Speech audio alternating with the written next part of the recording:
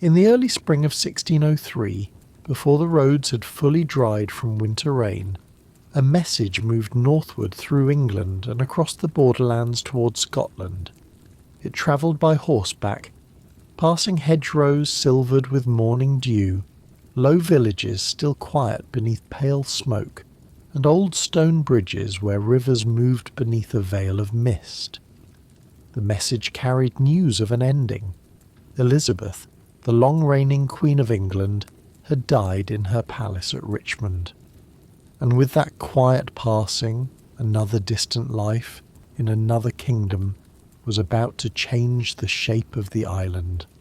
Far away in Edinburgh, James VI of Scotland received the news that he had waited for, cautiously and patiently, through much of his life.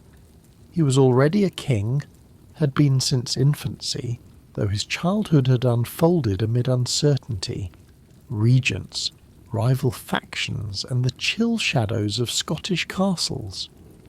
But now he was to become something greater and more complicated. He was to become James I of England, king of a wealthier southern realm, inheritor of the Tudor crown, and ruler over two ancient kingdoms that looked at one another across a long and often uneasy border. The morning air around Edinburgh Castle would have felt cold against the skin. The fortress stood high above the city, its dark volcanic rock rising from the slope like a piece of the mountain itself.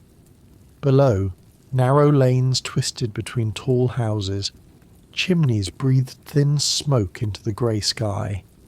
Beyond the walls lay the Firth of Forth, wide and quiet beneath the moving clouds, its waters reflecting a faint and wintry light. Scotland in those days could feel vast, rugged and inward-looking, a kingdom of lochs, glens, weathered abbeys and distant roads. James was 36 years old when the English crown came to him. He was learned, talkative, observant, and deeply interested in the weighty questions that filled the minds of his age. He liked books, he liked theological argument, he liked to explain his ideas at length, sometimes with the confidence of a schoolmaster addressing a room that had not asked for a lesson. Yet he also understood, perhaps better than many people realize, that kingship was a delicate performance. A king had to appear steady even when the ground beneath him shifted. The road south called to him. It was not merely a journey from one capital to another, it was a passage between worlds. Scotland had shaped him with its stern landscapes and its guarded politics. England awaited him with broad fields, prosperous towns, old cathedrals, and a court polished by the long reign of Elizabeth. In the days after the news arrived, preparations began. Horses were readied, chests were packed. Servants moved through corridors carrying garments, papers, silver vessels, and all the small objects that make a royal household feel temporarily at home. One can imagine the sound of rain against the castle windows as the household stirred. Somewhere a hearth crackled in a large chamber, sending warm orange light over stone walls and tapestries. Boots crossed the floor. A clerk bent over a table, sealing a letter with wax. A servant folded velvet into a travelling chest. Outside, the wind moved softly around the towers, carrying with it the smell of wet earth, peat smoke, and the distant sea. For James, the familiar northern air must have seemed especially vivid in those final days before his departure. He left Edinburgh in April, travelling slowly south through the Scottish lowlands and then into England. The pace of a royal journey was never hurried. There were pauses for greetings, ceremonies, meals, accommodations, and the careful transfer of a large procession from one estate to the next. Along the roads, people gathered to watch. They saw banners moving in the wind, mounted gentlemen, servants, officials, and the king himself passing by. The muffled clip-clop of hooves sounded over damp ground and cobblestone. Carriage wheels turned steadily through puddles left by spring rain. In England, the people who watched him arrive were curious. Many had known only one monarch for most or all of their lives. Elizabeth had ruled for 45 years. Her image was familiar in portraiture, ceremony and memory. The elaborate gowns, the pale face, the carefully composed speeches, the image of the Virgin Queen standing alone at the centre of the realm. Now, suddenly, a Scottish king was coming south. His accent was different. His manner was different. His ideas about monarchy were different. Still, he was received with enthusiasm, for he offered continuity after uncertainty. The journey brought James through a landscape softened by early spring. Fields were beginning to green. The branches of trees held the first faint haze of new leaves. In villages, bells sometimes rang as his party passed. At inns and manor houses, fires burned in wide hearths. Tables were laid with bread, roasted meat, ale and wine. The king continued southward, through towns that had been waiting anxiously for news, until the skyline of London slowly emerged through the haze. It was the largest city in the kingdom, crowded, smoky, busy and endlessly alive. London in 1603 was a city of narrow streets and timbered houses, of river traffic and ringing bells. The Thames curled through its centre, broad and brown beneath the changing sky. Barges moved across the water with quiet purpose. Along the riverbanks, merchants unloaded goods from distant places: cloth, spices, timber, wine, metal, and the countless ordinary necessities of urban life. The air smelled of wood smoke, river mud, baking bread, horses and rain-soaked stone. Above it all rose the old Gothic silhouette of St. Paul's Cathedral, weathered and solemn. James entered a city that was both welcoming and troubled. A new outbreak of plague had returned to London, and caution hung over the streets like a fine mist. Great public ceremonies had to be altered or postponed. Crowds gathered where they could, but the season carried a quiet unease. The new king's coronation was held at Westminster Abbey in July, with fewer of the usual festivities beyond its walls. Yet inside the abbey, beneath high vaults and ancient stone, the ritual endured. Music lifted into the shadows. Candles glimmered. The crown was placed upon his head. For James, the coronation was more than an English ceremony. It marked the beginning of a grand hope that he carried with him from the north. He dreamed of uniting the kingdoms of England and Scotland more fully, not just under one monarch, but in name, spirit, and future. He spoke of himself as the ruler of Great Britain, a phrase that reached back into ancient geography and forward into a future that had not yet arrived. The kingdoms remained legally separate, with their own parliaments, laws and churches, but the shared crown changed the horizon of British history. At Whitehall Palace, James entered the centre of English royal life. Whitehall was not one single building in the modern sense.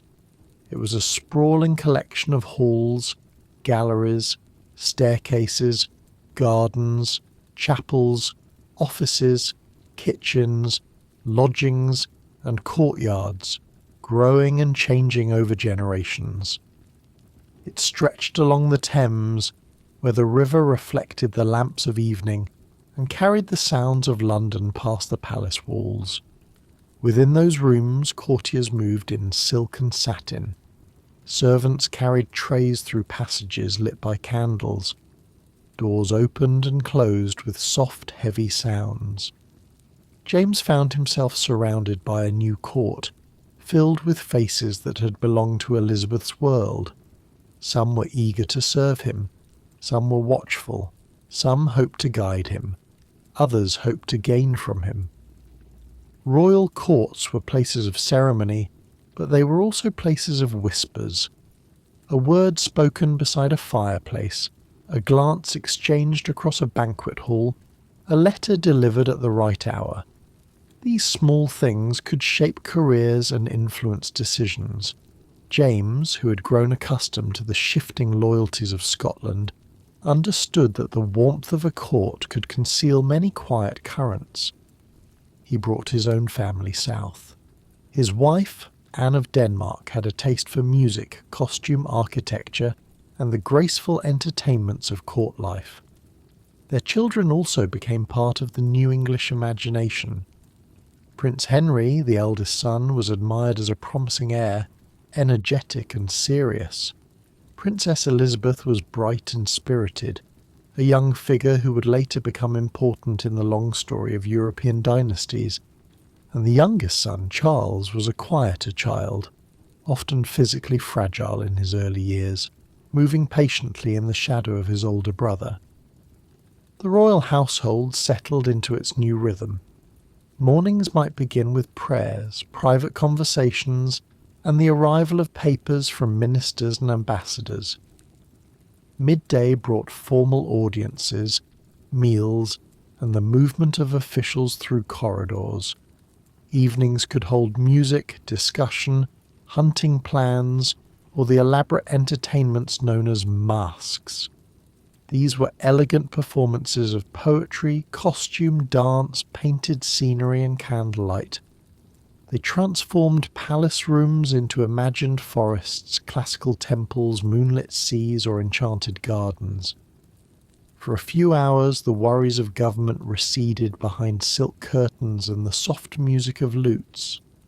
James enjoyed hunting deeply. Away from the crowded rooms of Whitehall, he could ride through the parks and woodlands that surrounded royal residences.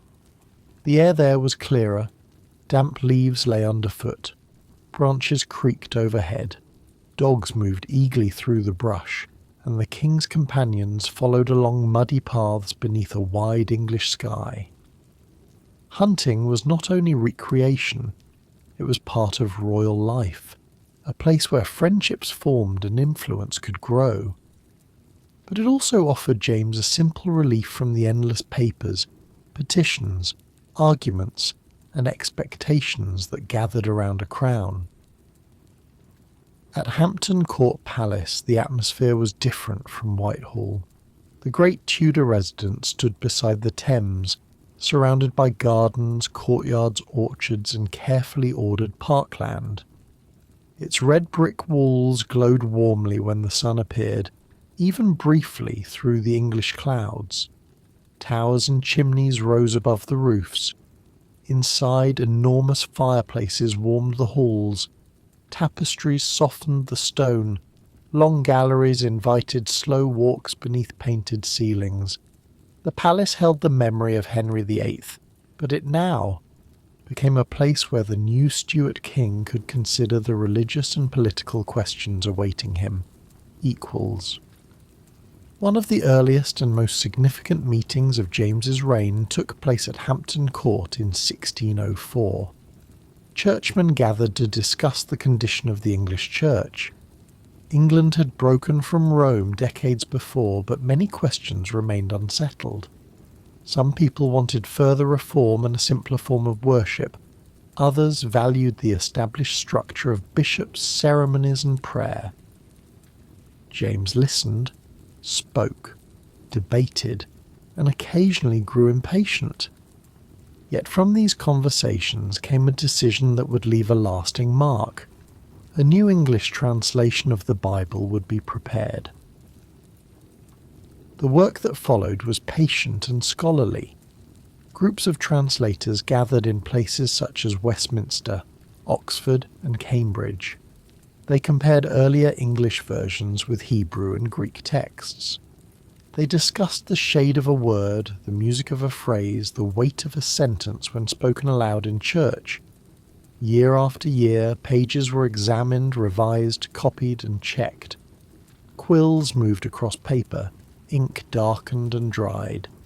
In quiet rooms, beneath windows blurred by rain, men considered language that would be heard by generations not yet born. When the King James Bible appeared in 1611, it did not immediately sweep every older translation away.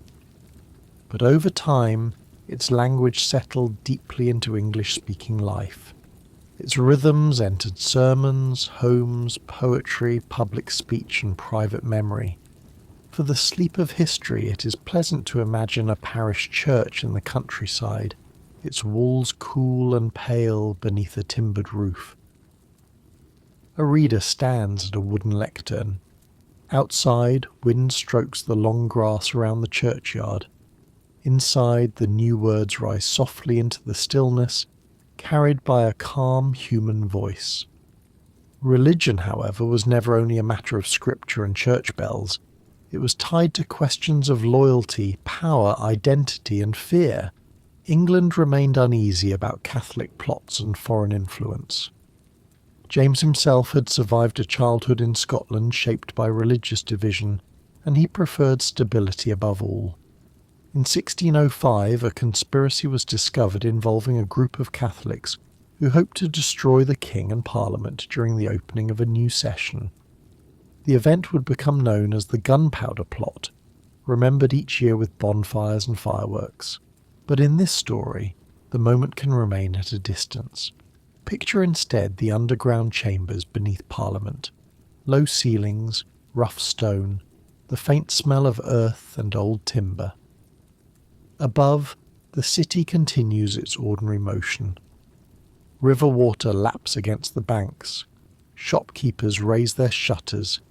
Bells mark the passing hours. The plot is uncovered before it can unfold, and the kingdom exhales. In the years that follow, suspicion lingers, as suspicion often does, but the deeper rhythms of life continue.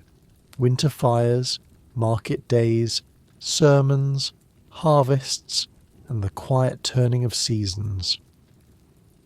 James believed strongly in the sacred nature of kingship. To him, a king was not simply a chief official chosen for a temporary task. A king was a fatherly guardian of the realm, responsible before God for maintaining order.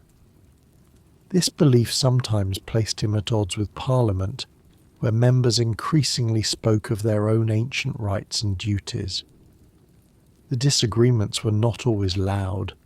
Often they arrived in the form of petitions, speeches, carefully worded complaints, and long exchanges over money. Yet beneath these papers lay a question that would grow more important with time. Where did power properly rest?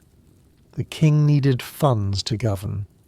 Royal households, diplomacy, naval defence, court ceremonies, and the ordinary machinery of government all required money. Parliament controlled taxation in important ways, and so James had to negotiate with men who did not always share his confidence in royal authority.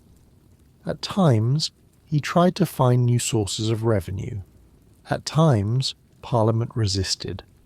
The conversations could be formal and stiff, carried out in chambers panelled with dark wood, where daylight entered through tall windows and faded across tables scattered with documents. Still, James's reign was not defined only by disagreement. It was also an age of growing curiosity. England looked outward across the oceans. Ships departed from ports along the Thames and the southern coast, their sails lifting into sea wind. In 1607, English settlers established Jamestown in Virginia, beginning a fragile and difficult colonial venture in North America. Far from the chambers of Whitehall, men and women encountered unfamiliar forests, rivers, weather, and communities. The wider world was becoming more closely connected, though no one yet knew how far those connections would reach. In London, the theatres remained lively places of imagination. William Shakespeare was nearing the end of his career, and plays continued to be performed for both public audiences and the royal court. The Globe Theatre stood near the river, open to the sky, where voices carried over the heads of spectators, and the city's sounds drifted nearby. There were comedies and tragedies, kings and fools, storms and enchanted islands. The plays gave shape to the hopes and anxieties of the age, but they also offered simple pleasure, an afternoon of language, music, laughter, and shared attention. James had a complicated relationship with the splendour of court. He appreciated ceremony, but his own manner could seem less graceful than that of Elizabeth. He did not always move with the polished elegance expected by English observers. He spoke freely, sometimes too freely. He favoured certain courtiers with warmth that others found uncomfortable or resented. Yet there was something deeply human in his desire for companionship and security. A king lived constantly among people, but could seldom live freely among them. Even in a crowded palace, loneliness could move quietly through the rooms. The early years of the dynasty were touched by private sorrow. In 1612, Prince Henry died suddenly, likely from typhoid fever, at the age of 18. He had seemed full of promise. Many people had imagined him as the future strength of the Stuart line, a young prince who would bring energy and confidence to the throne. His death left a stillness over the court. The candles continued to burn. Carriages continued to come and go. Ministers continued to carry papers through the halls. But beneath the daily routine lay the soft ache of a family changed. The heir now became Prince Charles, the younger son who had once stood behind his brother. Charles was thoughtful, reserved, and deeply attached to his father. He grew into the role that fate had given him, learning the ceremonies of court and the expectations of kingship. His sister Elizabeth, meanwhile, married Frederick, the Elector Palatine, in 1613, in a wedding filled with pageantry and hope. The palace glittered with jewels, embroidered, fabric, music, and torchlight. Yet the marriage also carried the family story outward into the intricate politics of Europe. Europe itself was entering a troubled period. The 30 Years' War began in 1618, drawing kingdoms, princes, and faiths into a long and complex struggle across the continent. When Frederick and Elizabeth accepted the crown of Bohemia, their brief reign ended in defeat and exile. In England, many people felt sympathy for the king's daughter and her husband. James, however, hoped for peace. He preferred negotiation to costly war, letters to armies, diplomacy to grand adventures. His caution disappointed some, but it reflected a lifetime spent watching how quickly conflict could unsettle a kingdom. As the years passed, the dream of a complete union between England and Scotland remained only partly fulfilled. James called himself King of Great Britain. He used the language of unity. He imagined the border fading in importance, its old divisions becoming less sharp with time. Yet laws, institutions, and local loyalties do not disappear quickly. England and Scotland remained distinct nations joined by one monarch. Still, the union of the crowns created a new shared story.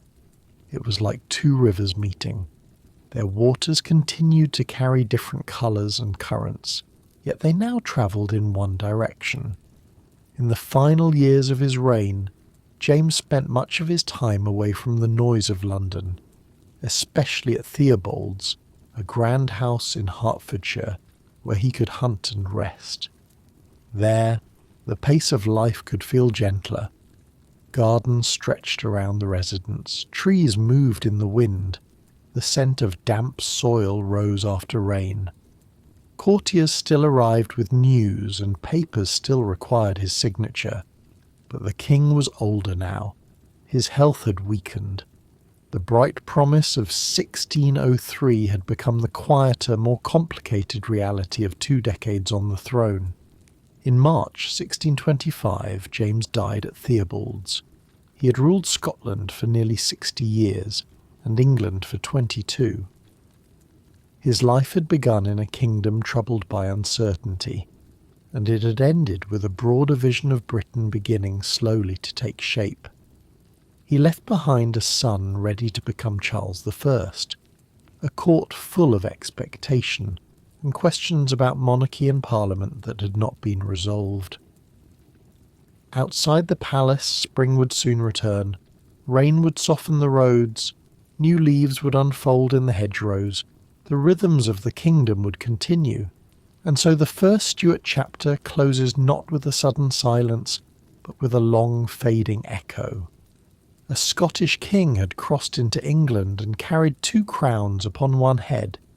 He had brought with him the cool breath of northern castles, the thoughtful habits of a scholar, and a dream of unity that would outlive him.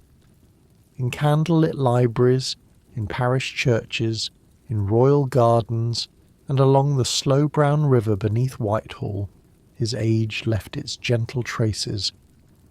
The island had changed, though it had not yet settled into its new shape.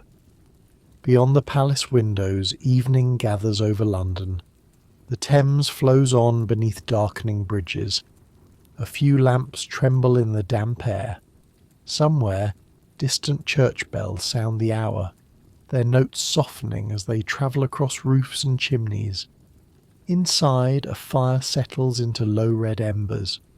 The papers of one reign lie folded away. Another waits quietly in the next room like rain waiting in the clouds. And history, patient and unhurried, continues its long walk through the night. In the spring of 1625, the rooms of Theobald's house grew still around the deathbed of King James. Beyond the windows, the gardens were damp with recent rain, and the first leaves of the season trembled gently on their branches. Inside, servants moved with lowered voices through corridors scented with beeswax, wood smoke, and medicinal herbs. The old king had gone, and his younger son, Charles, now stood at the threshold of a life he had not expected to inherit as a child. He was 24 years old, solemn in manner, slight in figure, and accustomed to observing the world quietly from the edge of larger rooms. Charles had spent much of his early life in the shadow of his brother, Prince Henry, whose early death had changed the direction of the Stuart family. Where Henry had seemed energetic and open, Charles was more reserved. He spoke carefully, and his voice carried a soft Scottish inflection inherited from his father. He loved painting, music, ceremonial order, and the graceful stillness of beautiful things. In portraits from the years ahead, he would often appear standing beside a table, one hand resting lightly upon a glove or a staff, wrapped in satin and lace, his gaze turned somewhere beyond the frame. Now he became Charles I, King of England, Scotland, and Ireland. The crown came to him with ancient rituals, polished jewels, heavy robes, and the echoing language of divine right. Yet it also came with unsettled questions. The kingdom needed money. Parliament wished to be heard. Religious differences rested quietly beneath the surface of parish life. Across the sea, Europe was already caught in the long and drifting clouds of war. Charles inherited not a settled palace, but a house whose doors and windows had begun to rattle in an approaching wind.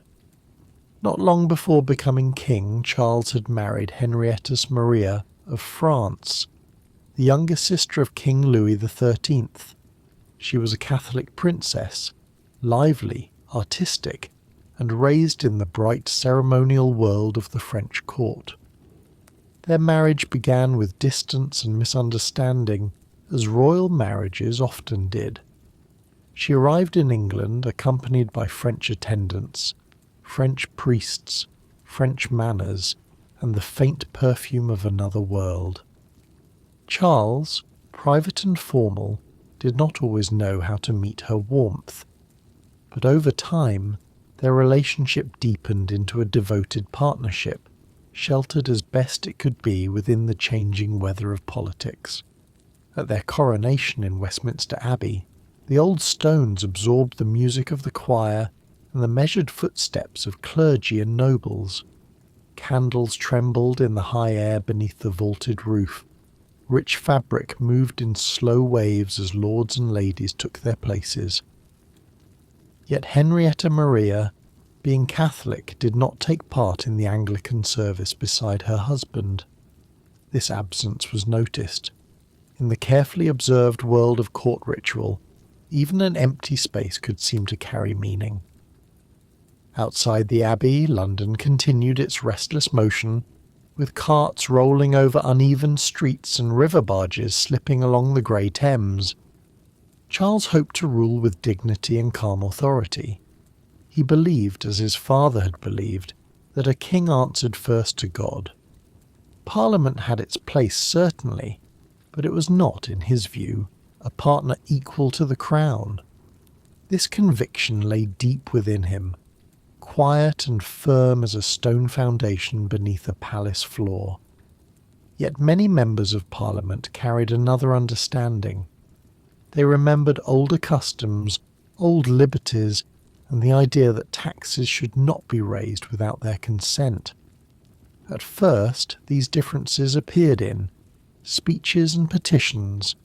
They were carried on parchment, expressed with courtesy, and discussed beneath carved ceilings. The young king's first years were touched by unease. England's involvement in European affairs demanded resources. Charles's close companion and leading minister, George Villiers, Duke of Buckingham, was widely disliked. Buckingham was elegant, ambitious, and always near the king, moving through Whitehall's chambers in fine cloth and polished boots. Many people blamed him for costly failures abroad and for the burden placed upon the kingdom. Charles, however, trusted him deeply. In the lonely position of a king, trust could become a rare and precious thing, held close even when others advised caution. Parliament met, debated, and grew dissatisfied. Charles dissolved it. Another Parliament assembled, and it too pressed concerns about taxation, imprisonment, and the conduct of government. In 1628, members presented the Petition of Right, a document asking the king to recognise that certain actions could not be taken without lawful process or parliamentary consent. The scene need not be imagined as loud or theatrical. It may be seen instead as a quiet chamber filled with dark coats and pale faces, papers resting on a long table, daylight fading slowly through leaded windows. The future of the kingdom seemed to hover in the patient space between spoken words. Charles accepted the Petition of Right, though he did not necessarily accept all the meanings that Parliament placed within it. For him, the language of government was often less fixed than it appeared. A king might agree to a document, then continue to interpret his authority through older beliefs about the crown. The difference was subtle at first. It lived in the spaces between formal promises and daily practice. In a palace office, a clerk might watch the ink dry on an official decree and have no sense that the quiet black lines on the page would someday be studied as signs of a widening divide. Later that year, Buckingham died suddenly, and Charles lost the companion who had stood closest to him.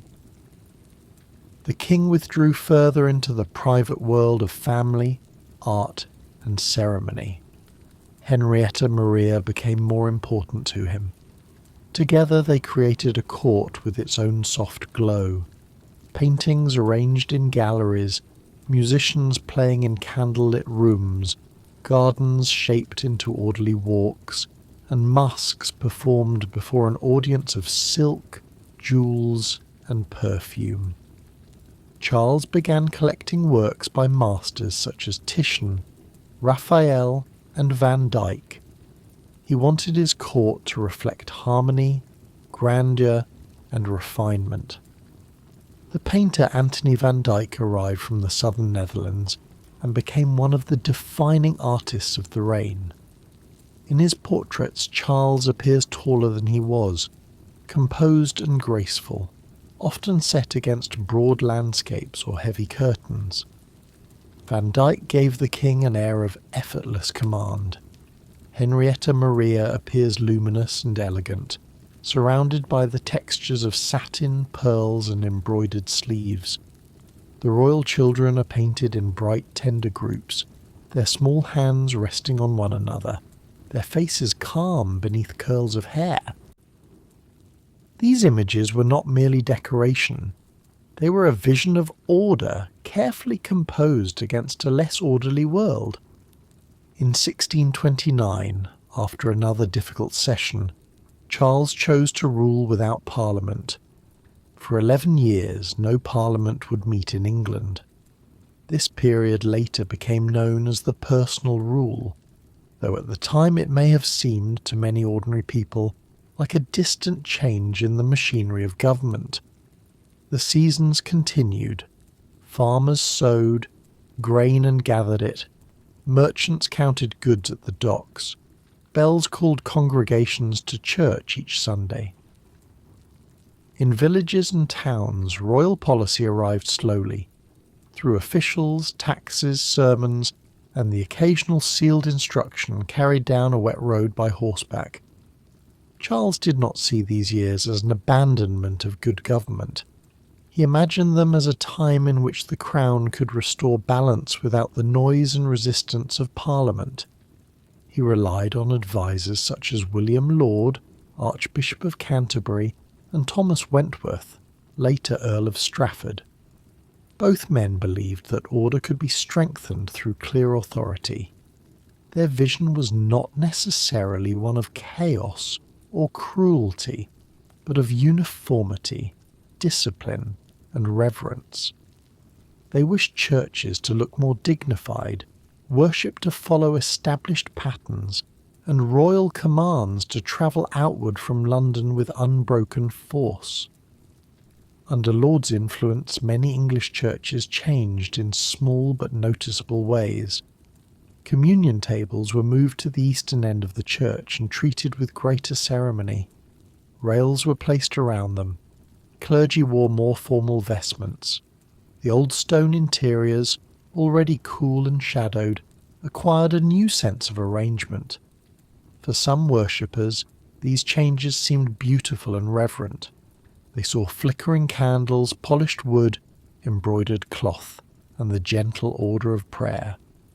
For others, the changes stirred anxieties. They feared that England might drift back toward practices from which it had long ago stepped away. The tension was rarely felt in the same way everywhere. In one parish, a new altar rail might be accepted with a shrug.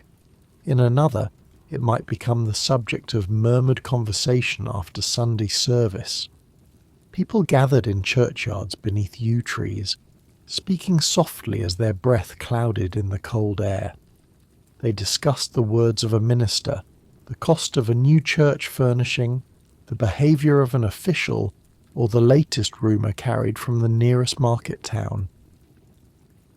Great historical changes often begin this way, not as thunder, but as a slight shift in familiar sounds. The king's government also sought revenue beyond parliamentary taxation. One of the most controversial measures was ship money.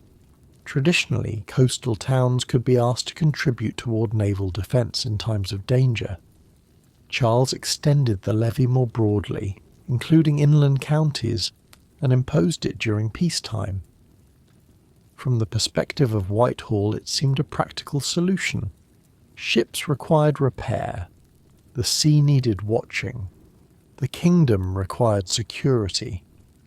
But to many people, the tax felt like another sign that the king was reaching further into their lives without the consent of Parliament. In offices across England, lists were drawn up, names were copied, amounts were calculated.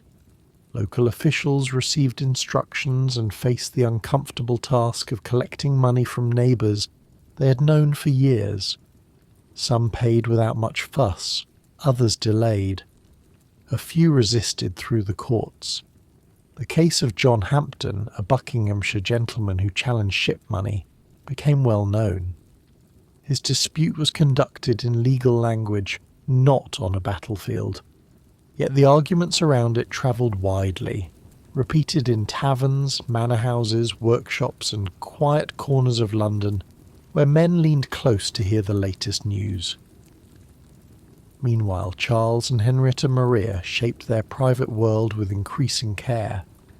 At the Queen's house in Greenwich, designed by Inigo Jones, the architecture offered calm proportion and pale classical grace. Its rooms were lighter than the older Tudor spaces of Whitehall, windows open toward the river and the surrounding park. The Queen loved performance, and masks became an important part of court life. In these productions, noblewomen and courtiers appeared in elaborate costumes, moving through scenes of myth and allegory. The glow of candles touched painted clouds, silver masks and embroidered hems. Music rose, then faded into the late evening. For Charles, art was more than amusement. It offered a language of harmony. In a painted room, each object had its place. In a mask, every movement followed a pattern. In a garden, hedges could be clipped into measured lines and paths could lead toward a fountain or a distant statue. The king may have found comfort in such order. Beyond the palace walls, however, the kingdoms he ruled were less easily arranged. England, Scotland, and Ireland each had their own churches, laws, memories, and fears. A decision made in London could reach Edinburgh or Dublin, transformed by distance. Scotland proved especially difficult to govern from afar. Charles had been born in Scotland, but he had left it as a small child and had grown to adulthood in England. His manner and priorities had become English courtly ones. When he visited Scotland for his coronation there in 1633, he travelled north through landscapes of moorland, hills, and rain-darkened stone. Edinburgh received him with ceremony, yet beneath the banners and formal welcomes there was a sense of distance. The king had returned to the country of his birth, but he was no longer entirely of it. Charles wished to bring the Scottish Church into closer alignment with the English model. In 1637, a new prayer book was introduced for use in Scottish worship. The change caused deep alarm among many Scots, who cherished their Presbyterian traditions and distrusted anything that seemed to resemble English or Catholic ceremony. In Edinburgh, the first use of the book at St Giles Cathedral became a moment of public disturbance, but from the calm distance of time the scene can be held gently. A grey morning, a church filled with anxious expectation, voices rising beneath old arches, then spreading outward into the narrow streets. Soon, many Scots signed a national covenant, promising to defend their religious practices. Sheets of paper filled with names travelled through towns and countryside. They were laid on tables in kirks, market squares, and private houses. Quills scratched across the pages. Wax seals were pressed into place. The movement grew with remarkable speed, carried by ministers, landowners, merchants, and ordinary parishioners. What had seemed, from Whitehall, like a matter of liturgy became something larger, a question of who possessed the right to shape the spiritual life of a nation. Charles faced a problem he had hoped to avoid. To respond to the Scottish crisis, he needed money. To obtain money on a larger scale, he needed Parliament. In 1640, after 11 silent years, Parliament returned to Westminster. The old chambers filled again with members arriving from across England, their cloaks damp from travel, their boots muddy from the streets. They brought grievances that had accumulated during the personal rule. The king sought funds, Parliament sought redress. Their meeting lasted only a short time before Charles dissolved it again. It came to be remembered as the Short Parliament. But the questions did not dissolve with it. The rain continued to fall over London. The Thames continued to carry barges beneath the palace walls. In the countryside, people continued to listen for news. Before long, Charles had to summon another parliament, the body later known as the Long Parliament. This time, its members moved with greater purpose. They sought to limit the influence of the king's advisers and to ensure that Parliament could not be dismissed so easily. The rhythm of government changed. What had long been handled behind closed doors began to spill into public conversation. Strafford, once a powerful servant of the Crown, was accused by Parliament of grave wrongdoing. Laud, too, was drawn into the widening crisis. Their names, once spoken with the authority of office, became subjects of debate and resentment. For Charles, these events were deeply personal. He saw loyal servants being taken from him. He felt the fabric of the royal government loosening thread by thread. In the royal apartments, fires still burned in their grates.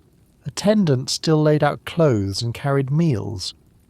But the habitual comforts of court could not entirely soften the silence gathering around the king.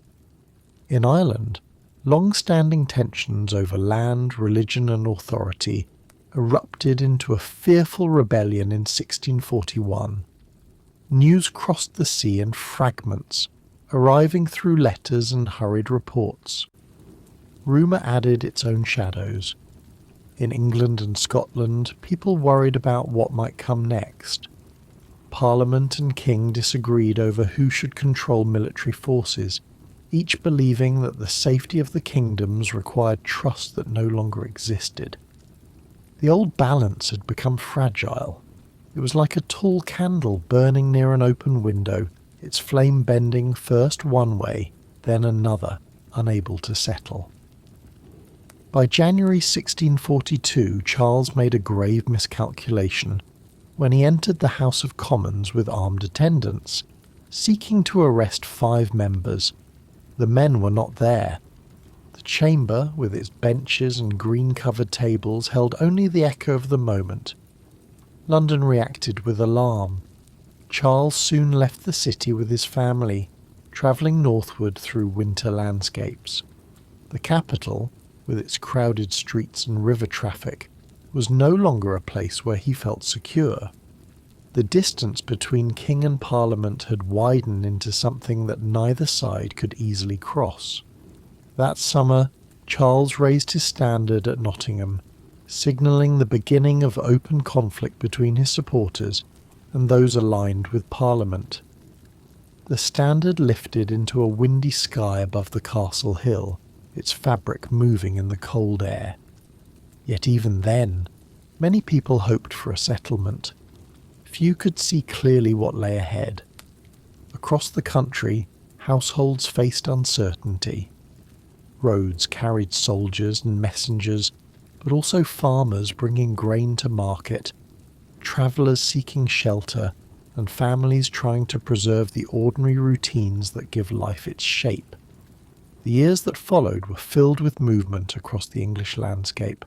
Armies passed through fields and villages, horses drank from streams, campfires flickered beyond hedgerows, church bells sometimes fell quiet, then returned to their usual calling when the roads were empty again. In this telling, the war remains mostly beyond the windows. We may stand inside a manor house at dusk, listening to rain touch the glass while far away. There is only the faintest suggestion of marching feet upon a road. The central feeling is not spectacle, but the sadness of a country divided from itself. Charles established his court at Oxford, an ancient city of pale stone colleges, narrow lanes and bell towers rising above the river meadows. There, the king tried to preserve the forms of government and courtly life. Scholars, clergy, nobles, soldiers, servants and families gathered within the city's walls. The colleges offered rooms for meetings and lodgings. Fires glowed in old hearths. Latin prayers drifted through chapels. The king held councils and received visitors, still surrounded by ceremonial dignity, though the world beyond Oxford had become uncertain and unsettled. Henrietta Maria spent periods apart from Charles, seeking support and resources abroad, then returning through difficult weather to join him. Their letters reveal affection and longing, the private language of two people separated by duty and danger. She called him dear heart. He relied upon her more than ever. In the midst of public turmoil, they remained a family with young children, worries, illnesses, memories, and hopes. The royal household was not only a symbol of power, it was also a collection of human lives trying to remain connected while the larger world shifted around them. The king's eldest son, also named Charles, was growing into adolescence during these troubled years. He travelled between places of safety and uncertainty, learning early that a crown could be both inheritance and burden. His younger brothers, James and Henry, and his sisters, Mary and Elizabeth, were drawn into the movements of the royal family. Their childhood rooms, toys, lessons and gardens existed alongside news from distant roads. One can picture a nursery at dusk, a fire glowing softly, while an attendant closes the shutters and tells the children that tomorrow may bring another journey. As the conflict continued, Parliament's forces gradually gained strength. New forms of military organisation emerged, and alliances shifted. The details of campaigns can remain far beyond the listener's resting place. What matters here is the slow alteration of atmosphere. The king's circle grew smaller. The certainty of earlier years faded. The splendid paintings remained in their frames. The silver gleamed on palace tables, and the garden still opened when spring returned. Yet these beautiful things now seemed to belong to another season, one in which authority had appeared secure and the future had seemed obedient to design. In 1646, Charles placed himself in the hands of the Scottish army, hoping perhaps that negotiations might restore some balance. He was moved from place to place over the following years, residing at country houses and castles where the rooms were comfortable enough, yet never fully his own. At Holdenby House, at Hampton Court, and later at Carisbrooke Castle on the Isle of Wight, he lived within the careful boundaries set by others. The king who had once walked freely through galleries of art now looked outward from windows, watching weather pass over lawns and distant trees. At Hampton Court, memories of earlier years must have lingered in every brick and corridor. The great palace had held conferences, feasts, hunting parties, and the ordinary rituals of a confident monarchy. Now Charles moved through its halls as a guarded guest. The red brick walls still caught the afternoon light. The river still flowed beside the gardens. In the long galleries, footsteps still echoed beneath painted ceilings. But the atmosphere had changed. A place can remain physically familiar while becoming emotionally strange, as if the rooms themselves have shifted a little in the night. Charles continued to hope for an agreement. He negotiated with different groups, seeking terms that might preserve the essential dignity of the crown. But trust had become scarce. Each side feared that the other would use compromise only as a pause before further demands. The country was weary. So were the people within the king's shrinking circle. Letters continued to be written, folded, sealed, and sent away. Messengers came through the gates at odd hours. Candles burned low beside piles of documents. Outside, the tide moved steadily around the island, indifferent to every human plan. By the winter of 1648 and 1649, events moved toward a conclusion that few earlier in the reign could have imagined. Charles was brought to London, where the air was cold and the days short. The city, familiar from his coronation and his years at Whitehall, now seemed altered by absence and apprehension. He spent his final weeks in quiet preparation, writing letters and speaking with those permitted to see him. The great political arguments of his life had narrowed into a few rooms, a few conversations, and the sound of winter wind moving along the river.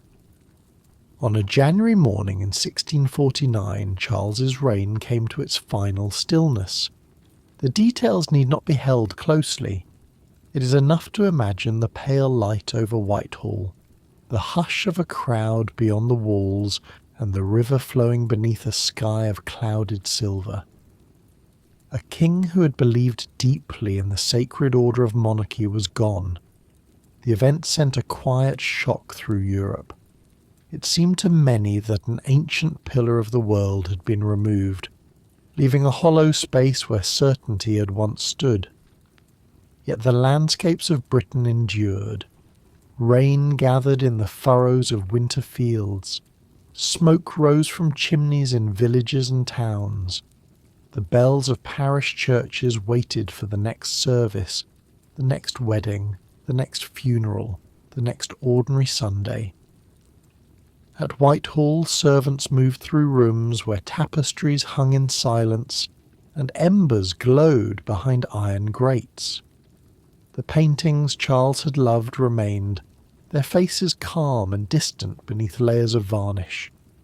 They watched over a kingdom entering an unfamiliar age, one without a king upon the throne. And so this chapter settles into quietness.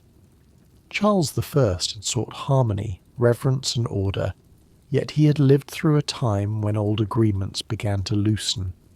His reign unfolded in velvet chambers and candlelit chapels, in rain-swept Scottish streets and pale Oxford courtyards, in rooms filled with letters whose ink carried more weight than anyone could know. Beyond the warm windows of these scenes a storm had passed across the kingdoms. Now in its wake there was only the softened sound of rain, the slow river, and a long grey horizon waiting for the next shape of history. In the winter of 1649, a hush seemed to settle over the kingdoms of England, Scotland and Ireland. The old rhythms of monarchy had been interrupted, and the familiar language of royal proclamations, court ceremonies and palace audiences suddenly belonged to a world that had slipped behind a closing door. Above London, the sky hung low and silver-grey. The Thames moved beneath the bridges with its usual patient current, carrying small boats, barges, drifting leaves, and the soft reflections of chimney smoke. In the streets, people still opened their shops, warmed their hands over braziers, and listened for the bells that marked the slow passing of the hours. Yet something profound had changed. There was no longer a king in Whitehall. The royal apartments, once filled with the rustle of silk, the murmur of courtiers, and the mellow glow of painted galleries, stood quieter than before. Fires were lit and allowed to fade. Footsteps crossed long corridors. Dust gathered gently upon unused chairs. The portraits remained on their walls, their painted eyes looking out across rooms where the shape of power had altered. England had become a commonwealth, a republic governed without a monarch, and no one could say with certainty how long this unfamiliar arrangement might last. The word Commonwealth carried a hopeful sound. It suggested a shared public good, a country guided by laws rather than by the personal will of a king. But it also carried the weight of uncertainty. For generations, people had understood the world through the presence of a crown. Coins bore a royal face. Churches offered prayers for a royal household. Oaths were sworn in a sovereign's name. Now clerks in government offices carefully changed the words on official papers. New seals were made, new formulas were written, The ink dried slowly in the pale winter light, while old habits lingered quietly in every corner of the kingdom. The men who governed from Westminster were known as the Rump Parliament, the remaining members of the Long Parliament after years of political change. They gathered in chambers that had known many arguments, many solemn prayers, and many long afternoons of debate. The Palace of Westminster stood beside the river, its old stone walls darkened by weather and smoke. Inside, candles flickered against panelled rooms. Papers lay in neat stacks upon desks. Messengers waited in passageways, their cloaks still damp from the rain. The government of a kingless nation unfolded through speeches, committees, letters, and the endless quiet labour of administration. For ordinary people, however, life continued in its patient and practical forms. In the villages, sheep grazed on frosted fields, mill wheels turned in the streams, women carried baskets through market squares, their skirts brushing against wet cobblestones. Children watched crows rise from bare branches. At dawn, smoke unfurled from cottage chimneys and drifted low across the hedgerows. The grand changes in London reached these places slowly, carried by travelling merchants, preachers, soldiers on the road, and newspapers read aloud at an inn. The nation had changed its government, but the earth still required ploughing, and bread still had to be baked. In the countryside, the old distinction between past and present could feel especially soft. A manor house might still display a faded royal emblem above its doorway. An elderly servant might remember the days of James I, when a Scottish king had first come south to London. A parish clerk might pause before altering a prayer book that had long included the name of the king. At evening, when rain whispered on the thatched roofs and a fire crackled beneath a blackened beam, the new political order could seem very far away. It was something spoken of beyond the hills, in rooms of stone and dark wood beside the river. The Commonwealth's leaders sought to create stability after years of division. They abolished the House of Lords, declared England a republic, and tried to establish a new form of government. But the tasks before them were immense. The kingdoms were still unsettled. Scotland did not simply accept the new order from London. Ireland too remained deeply wounded by conflict, land disputes, and religious fear. News travelled across water and over muddy roads, often arriving incomplete, softened by rumour or altered by whoever repeated it. In every town, people learned to wait beside the hearth for the next letter, the next visitor, the next uncertain report. Among the most important figures of this new age was Oliver Cromwell. He had risen from the world of country gentry, from the flat and open lands of eastern England, where long skies stretched over fields and drainage channels. He was not born into the glittering ease of court life. His early years had been shaped by family, farming, local affairs, and intense religious conviction. By the time the monarchy fell, he had become a central force in the nation's affairs, a man of stern purpose, deep faith, and great energy. Yet even Cromwell's life contained quieter scenes, letters written late at night, long rides through rain, and moments of solitude in rooms warmed by a modest fire. Cromwell did not begin by seeking a crown for himself. In fact, he would later refuse one. But the shifting needs of government drew him steadily toward greater authority. The Rump Parliament struggled to resolve the country's problems. It moved carefully, debated endlessly, and seemed unable to satisfy those who wanted clearer change. Cromwell, watching from within the world of power, grew frustrated by delay. In 1653 he dismissed the Rump Parliament, bringing one political season to an end. The event may be imagined not as a burst of noise, but as a chamber falling quiet after difficult words, with rain tapping at the windows beyond. For a brief while, another gathering, sometimes called Barebones Parliament, attempted to carry forward the work of reform. Its members included men of strong religious feeling, practical ambition, and sincere hopes for a better society. They considered laws, courts, education, marriage, and the care of the poor. In the long rooms of Westminster, voices rose and softened beneath beams darkened by age. Yet agreement remained elusive.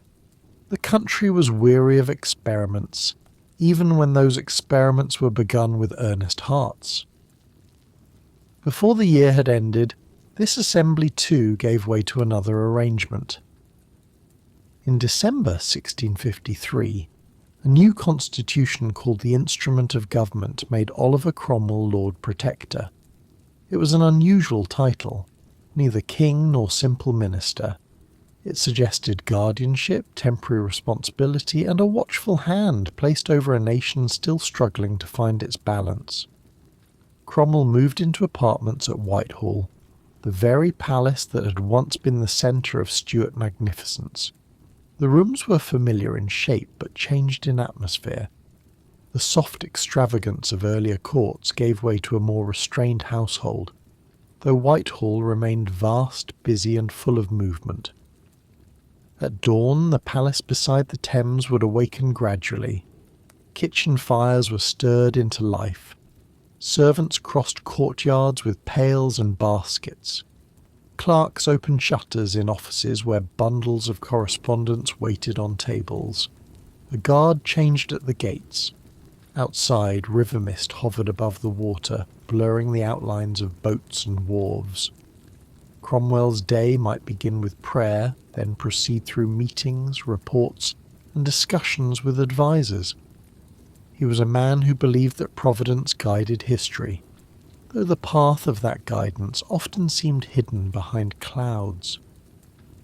The Protectorate, as Cromwell's government came to be known, attempted to bring order to a country accustomed to disorder. England was divided into military districts for a time, each overseen by a major general. Local officials watched for unrest, collected taxes, and enforced regulations. The presence of soldiers could make a market town feel different. A traveller arriving at an inn might see a few horses tied outside, saddles darkened by rain, and men in plain coats speaking quietly over bowls of stew. Yet the great majority of life remained ordinary. The blacksmith's hammer rang against iron. The baker drew loaves from the oven. The seasons passed over the fields. The new government was shaped by Puritan ideals, which encouraged seriousness, discipline, and a close attention to moral life. Some public entertainments became more restricted. The theatres of London, already closed during the earlier years of conflict, remained silent. Their wooden stages stood empty. Dust settled on benches where audiences had once laughed at comedies and leaned forward during tragedies. The Globe Theatre itself had long since disappeared, but the appetite for stories did not vanish. People still gathered in homes and taverns. They still told tales by candlelight, repeated old songs softly, and found private ways to preserve warmth in an austere time. Christmas, too, became a quieter affair. The festival had once brought feasts, greenery, music, and public celebration. Under the Commonwealth, such observances were discouraged in many places, particularly where they seemed connected to older church customs. But traditions are difficult to erase. In cottages and townhouses, families still found ways to make winter gentler. A sprig of holly might appear discreetly above a hearth. A pie might be baked. Children might be given a small sweet or a carved toy. Outside, snow or rain lay upon the roads, while inside the house glowed with the simple amber warmth of firelight. The period was not without cultural life. Music continued in private spaces. Books were printed, sold, borrowed, and read. Scholars corresponded with one another across Europe. Natural philosophers examined the world with fresh curiosity, considering the motions of stars, the properties of plants, and the mechanisms of the human body.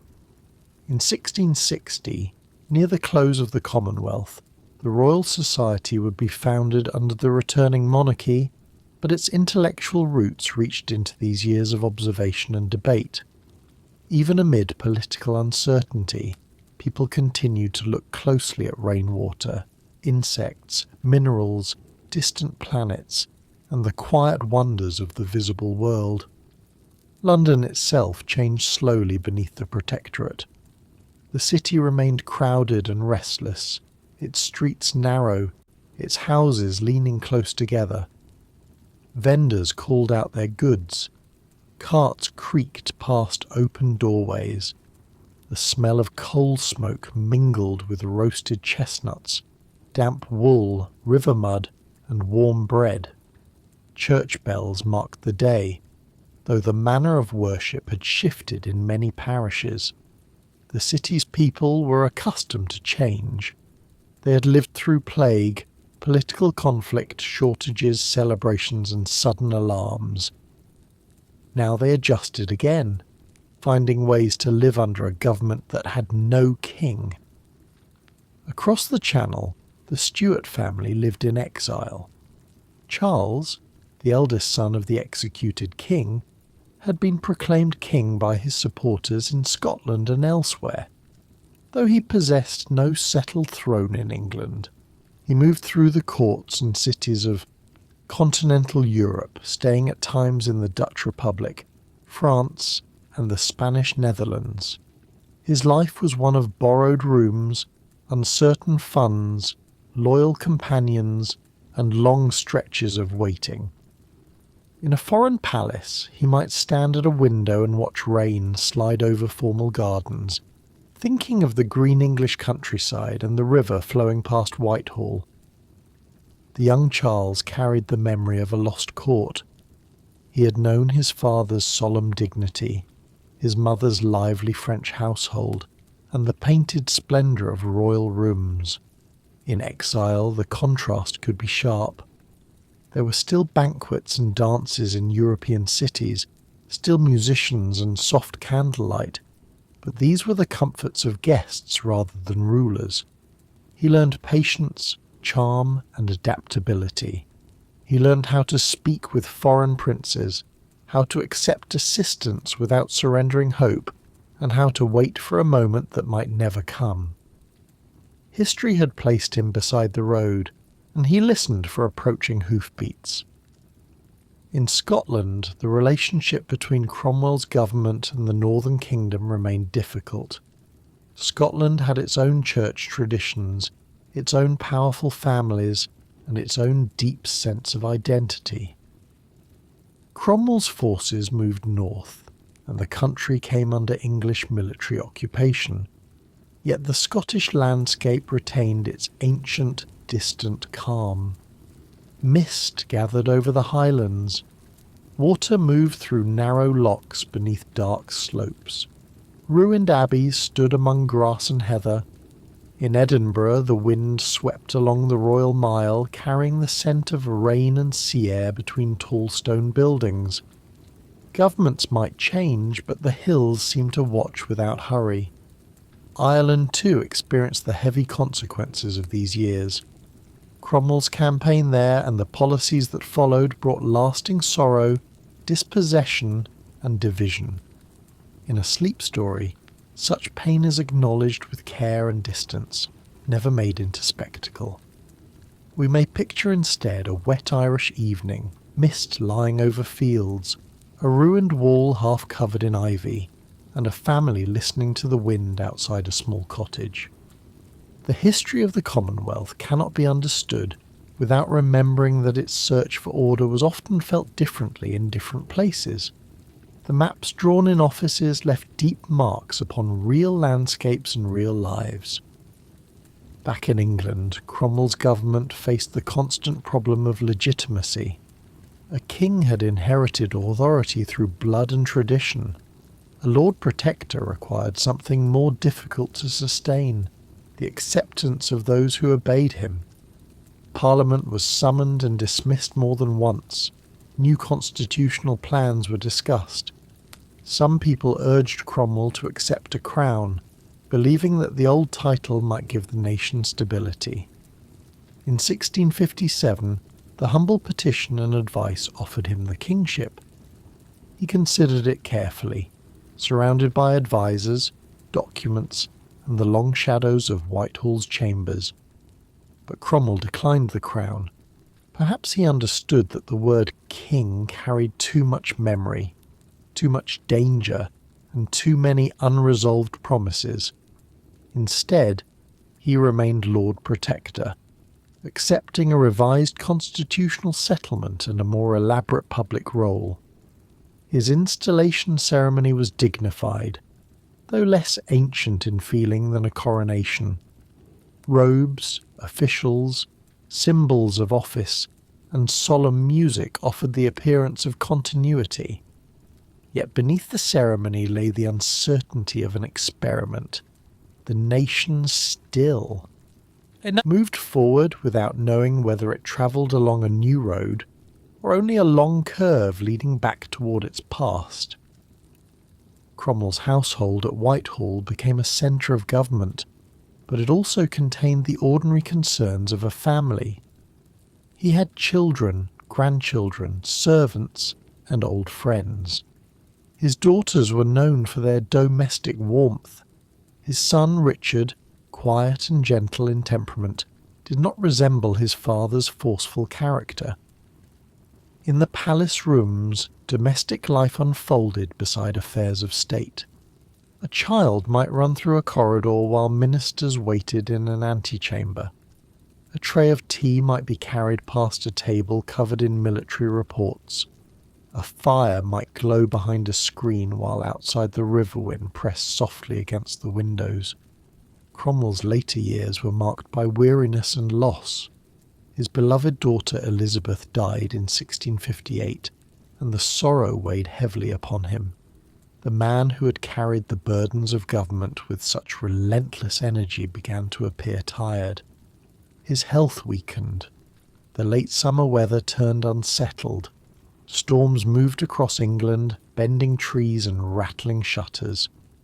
On September the 3rd, 1658, Oliver Cromwell died at Whitehall. He had governed as Lord Protector for nearly 5 years, and he left behind a state that appeared strong in some respects but fragile in others. His son Richard Cromwell succeeded him almost immediately. The transition was peaceful, and for a brief moment it seemed possible that the Protectorate might continue as a family inheritance.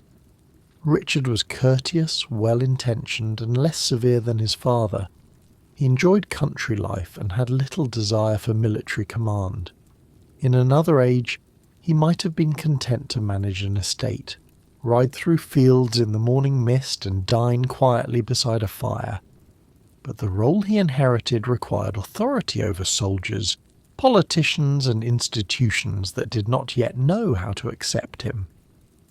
Richard called a parliament in 1659, hoping to secure broader support. Once again, Westminster filled with men who had different visions for the future. Some wanted civilian government, some wanted the army to retain influence, some looked back toward the old monarchy. The debates became tangled, and Richard lacked the force of personality needed to hold the competing groups together. Within months, he resigned. The Protectorate had lasted only a short while after Oliver's death. Like mist over a river, it had seemed solid from a distance, then dissolved as the sunlight changed. The months that followed were restless but strangely quiet in memory. Governments appeared, faded, and reappeared.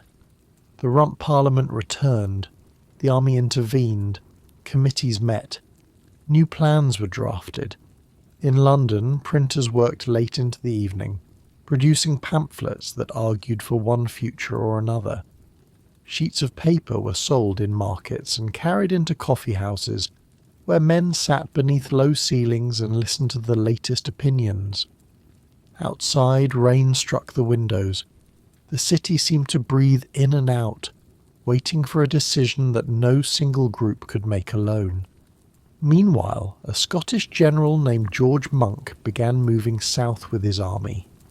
He had served through the shifting conflicts of the age and had become a figure of quiet importance. His march from Scotland toward London took place during the winter of 1659 and 1660. It was not a swift, glittering procession. It was a measured movement through cold landscapes. Soldiers crossed roads hardened by frost. Smoke rose from temporary camps. Horses breathed pale clouds into the morning air. In villages, people watched them pass, uncertain whether they brought another change or the beginning of an answer. Monk entered London in February 1660. The city received him with attention and hope. Though no one could be sure what he intended, he moved cautiously, speaking little and observing much. Around him, political figures tried to read the future in his smallest gestures, but Monk understood that the country needed a settlement broad enough to bring weariness to an end. He helped create the conditions for a new parliament, known as the Convention Parliament, which would consider the restoration of monarchy. The old word returned gradually to public conversation: king. Across the sea, Charles Stuart waited in the Dutch Republic. The years of exile had changed him. He was no longer the young prince who had fled from battlefields and borrowed safety in foreign courts. He had become a man in his 30s, graceful, cautious, and aware of how fragile fortune could be.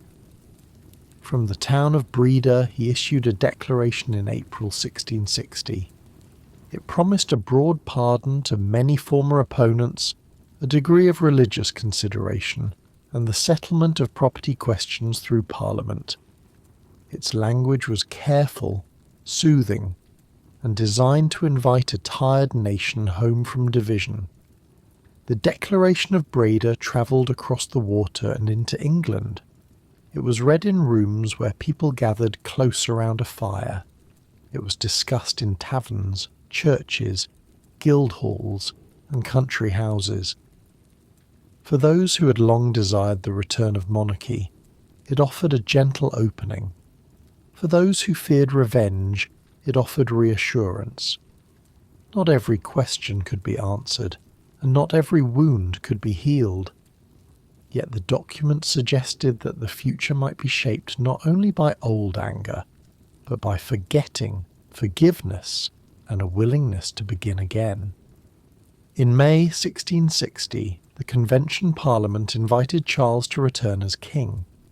Along the coast near Dover, the sea wind carried the smell of salt and kelp. Gulls turned above the harbour. Ships appeared on the horizon, their sails pale against the widening sky. Charles came ashore in England on May 25th, on the eve of his 30th birthday. The moment was filled with celebration, but beneath it lay something softer, the relief of a people who had spent years living inside uncertainty, and who now saw an old shape returning across the water. The journey toward London became a procession of welcome. Roads filled with people. Bells rang from parish towers. Flowers were thrown. Flags moved above crowded streets. The king rode through scenes that must have seemed both familiar and strange after so many years away. He had left England as a young exile, carrying fear and disappointment. He returned as Charles II, surrounded by cheering voices and the bright movement of a restored court. Still, the roads he travelled had not forgotten the years in between. Beneath the celebration lay the memory of a nation that had changed. On May 29th, 1660, Charles entered London.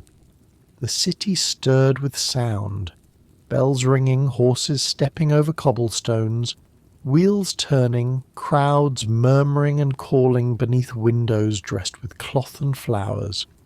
The Thames reflected banners and drifting clouds. Whitehall Palace awaited him beside the river, its familiar rooms ready once more to receive a Stuart king. Doors opened. Servants hurried through passageways. Fires were built in the grates. Candles were lit as evening gathered. After 11 years without a monarch, the palace began again to breathe with royal life. Yet the Commonwealth did not simply vanish into silence. Its years had altered the kingdoms in lasting ways. They had shown that monarchy could be interrupted. They had deepened questions about Parliament, the army, religion, law, and the limits of power. They had carried people through austere winters and uncertain summers, through changing governments and shifting loyalties. Some remembered those years with sorrow. Some remembered them with conviction.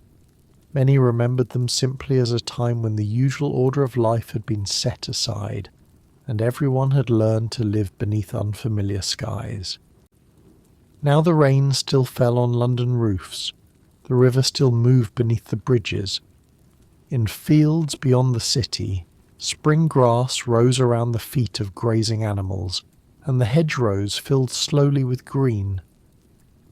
The old monarchy had returned, but it returned to a country that had travelled far from the world Charles I had known. The next chapter would bring candlelight, music, theatre, rebuilding, and the warm, restless energy of the Restoration. But for one last moment, the grey years of the Commonwealth remain, quiet, sombre, and suspended like mist over a morning river. On the 29th day of May in 1660, London seemed to awaken beneath a brighter sky. The long years without a king had passed into memory, and Charles Stuart, now Charles II, entered the city on his 30th birthday. Bells sounded from churches in every quarter, their clear notes crossing above the rooftops and mingling with the murmur of an immense crowd. Flowers fell from windows, banners stirred in the river wind. Horses stepped carefully over the uneven cobblestones, their hoofbeats softened by scattered petals and dampness left by an earlier shower. After years of grey uncertainty, England welcomed its returning king with a deep, almost weary joy.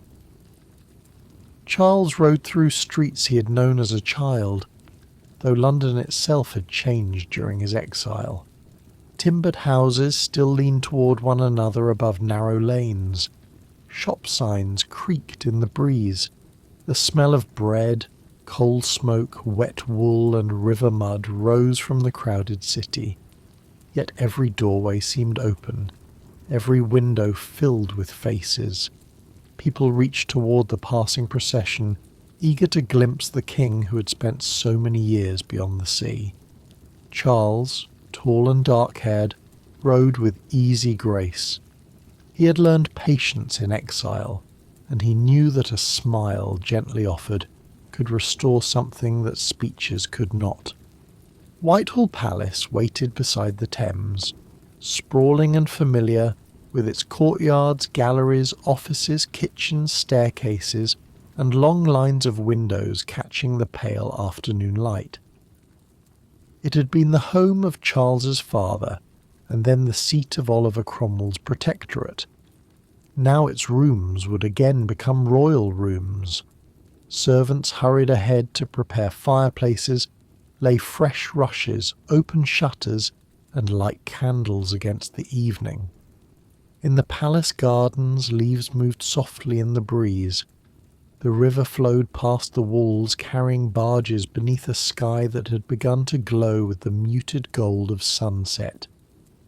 The Restoration, as this return of monarchy came to be known, was more than a procession and a change of household. It was a careful return to older forms after an age of experiment. Parliament met again. The Church of England was restored to its central place in public life. Theatres reopened. Bishops returned to their offices. Old ceremonies were revived, though they now carried the memory of interruption. The country had learned that the crown was not unshakable, and Charles understood that his own survival depended upon a kind of balance. He'd come home not simply to rule, but to soothe a kingdom tired of being divided. At first there was a warm spirit of forgiveness.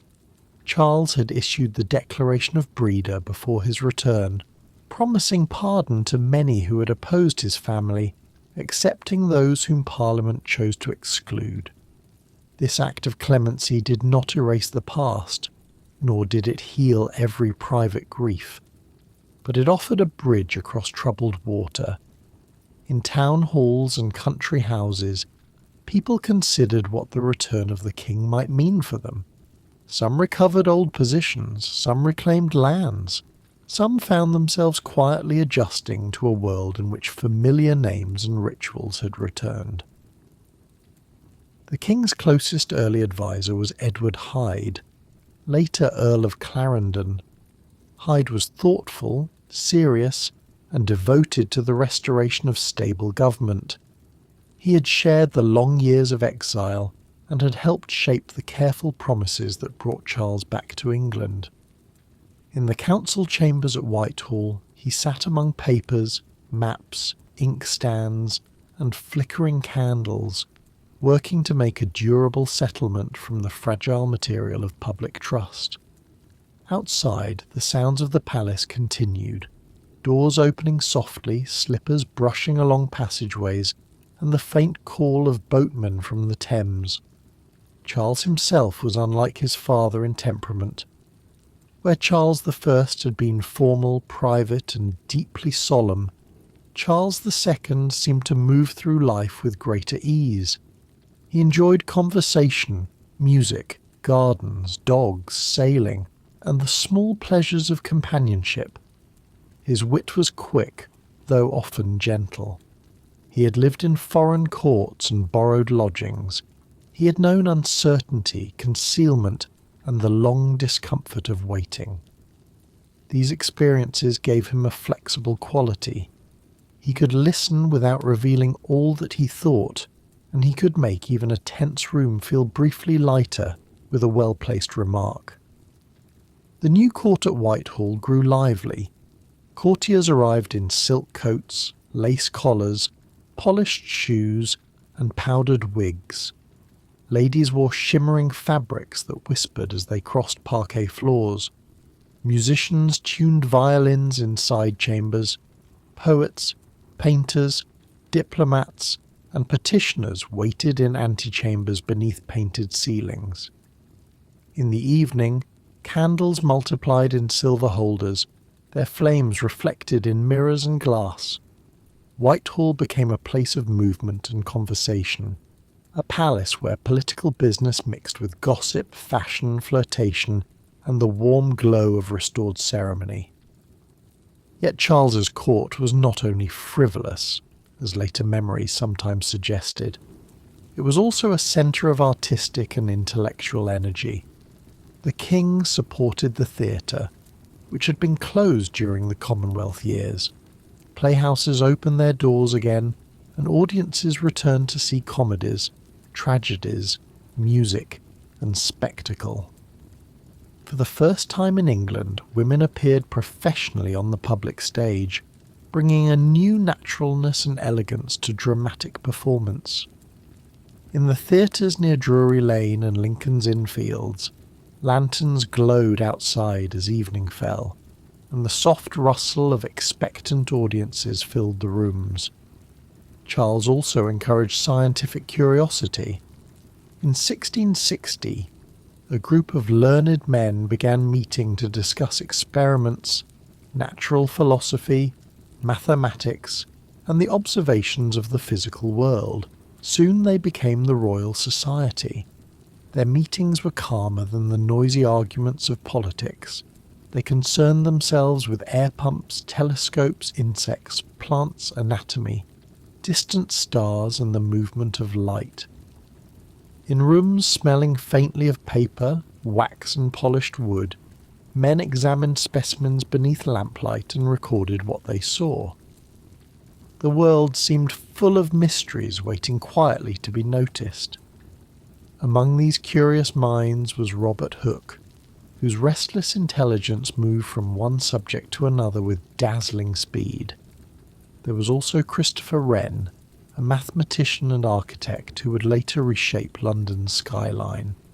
Samuel Pepys, a naval administrator with a sharp eye for daily life, kept a private diary full of weather, music, meals, anxieties, and small observations.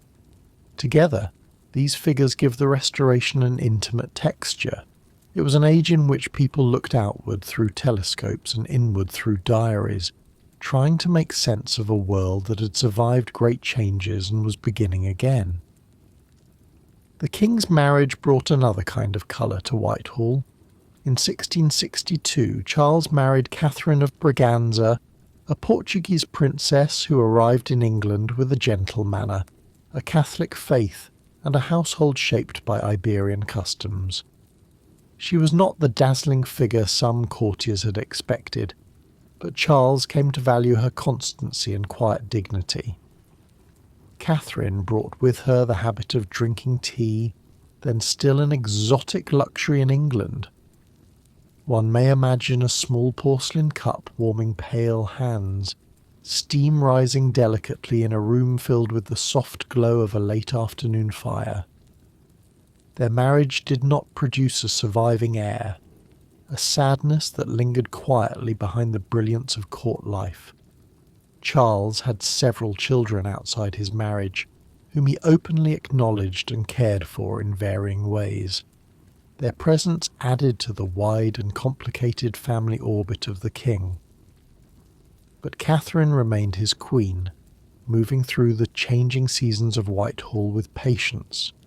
She endured public scrutiny, private disappointments, and the uncertainties of a court that could be unkind. In the stiller corners of palace life, her resilience had its own quiet grandeur. Beyond the palace, London continued to spread and thicken with life. The city was one of the great ports of Europe, tied by ships and trade routes to the Netherlands, France, Spain, Africa, Asia, and the American colonies. Along the wharves, sailors unloaded barrels, timber, wine, sugar, tobacco, spices, and cloth. Cranes creaked over the water. Ropes knocked gently against masts. The tide carried smells of salt, tar, and mud through the riverside lanes. At dawn, fog often lay over the Thames, turning boats into shadowy shapes that appeared and disappeared without a sound. England's growing trade brought wealth, but it also drew the kingdom into rivalry with the Dutch Republic. The two maritime powers competed across the seas, and naval conflict came and went like a distant storm. For Londoners, the war was often felt through news sheets, rising costs, and reports arriving from the coast. At the naval offices, Samuel Pepys and his colleagues worked among endless lists of ships, supplies, wages, repairs, and letters. Quills scratched across paper late into the evening. Outside, rain fell on the windows, and the river kept moving, bearing the city's ships toward a horizon no clerk could fully see. Then, in the spring of 1665, another shadow entered London. Plague returned to the city. It had visited before, and Londoners knew the old fear that arrived with it. Some households closed their doors, some families left for the countryside. Streets that were usually alive with hawkers and carts became quieter. The king and court departed for safer places beyond the city. Still, even in such a season, ordinary acts of care continued. Neighbours brought food where they could.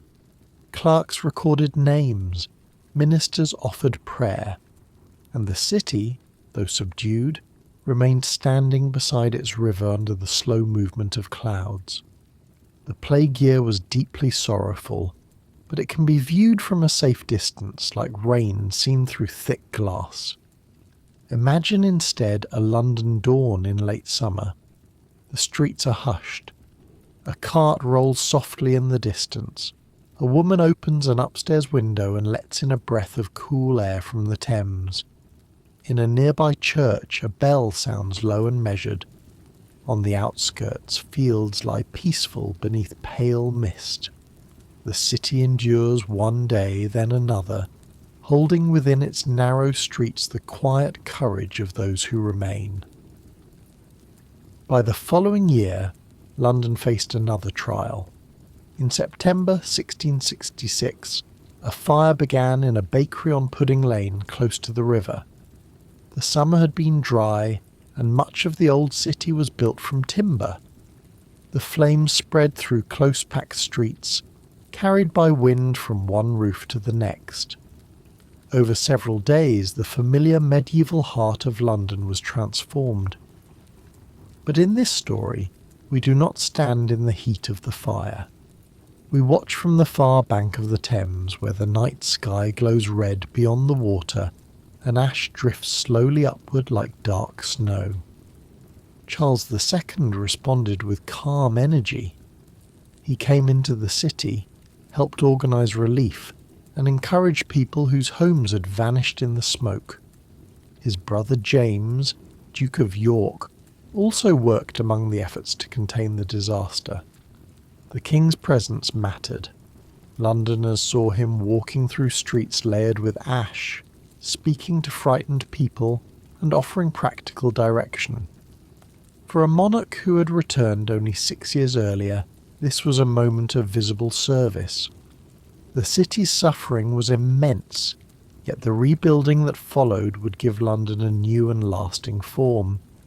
After the fire, the ruins lay silent beneath autumn rain. Walls stood open to the sky.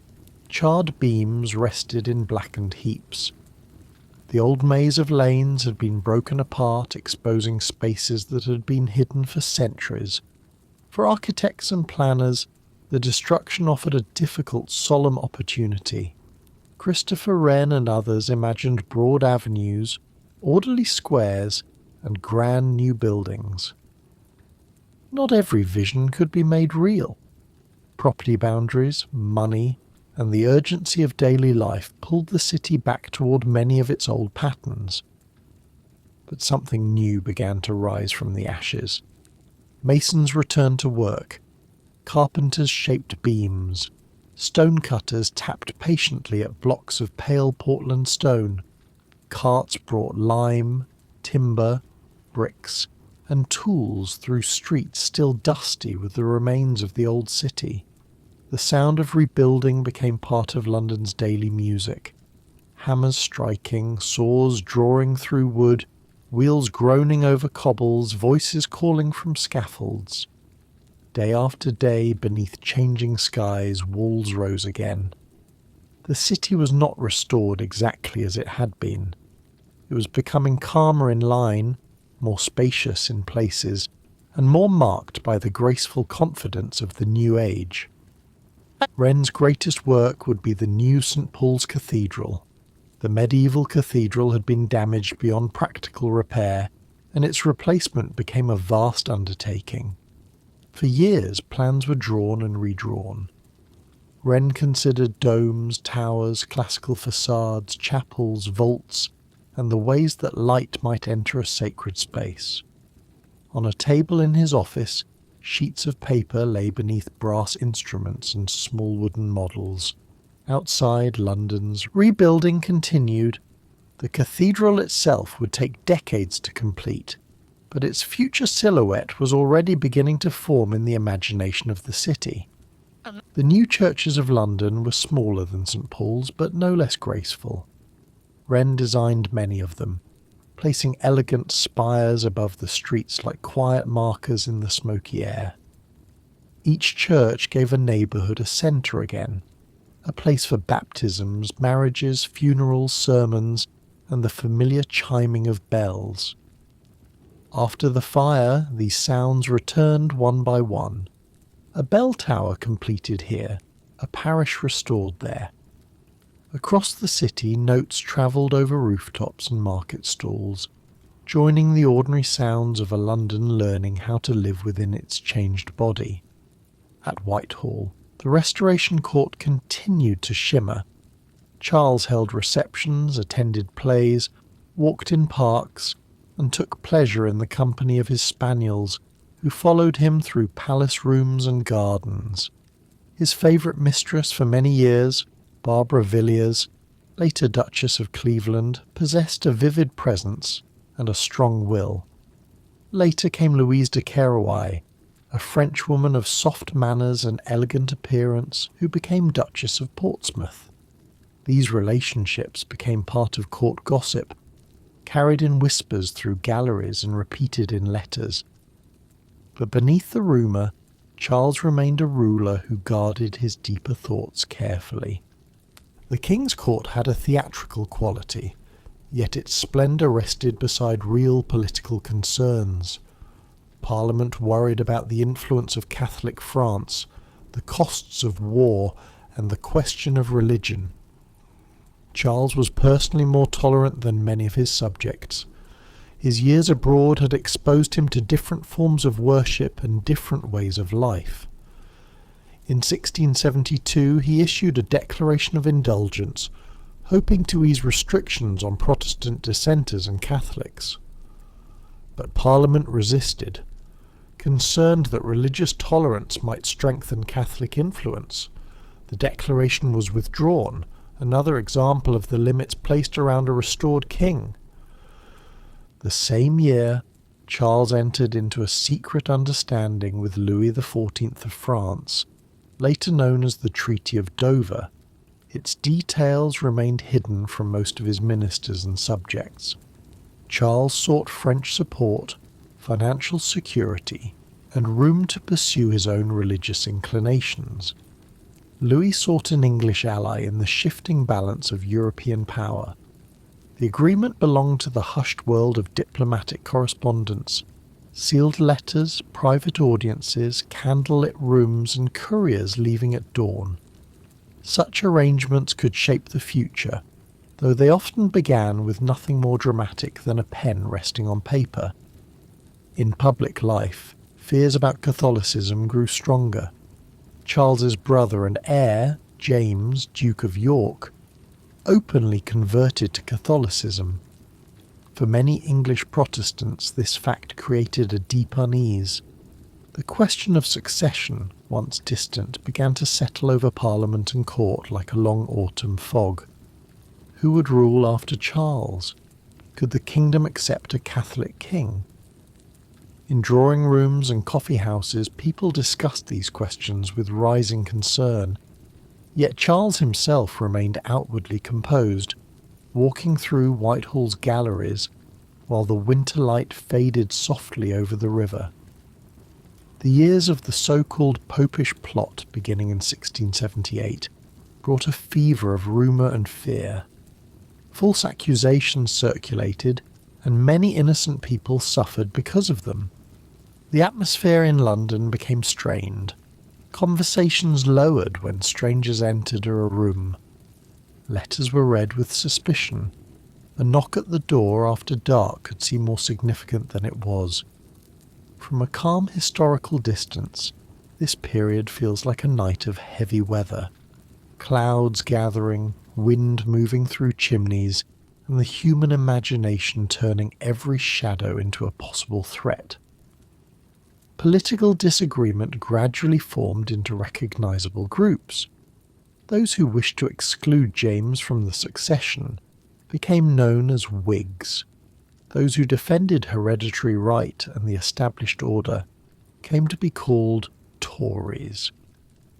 These names began as sharp words in heated debate, but they would become part of Britain's political language for generations. Parliament met and argued.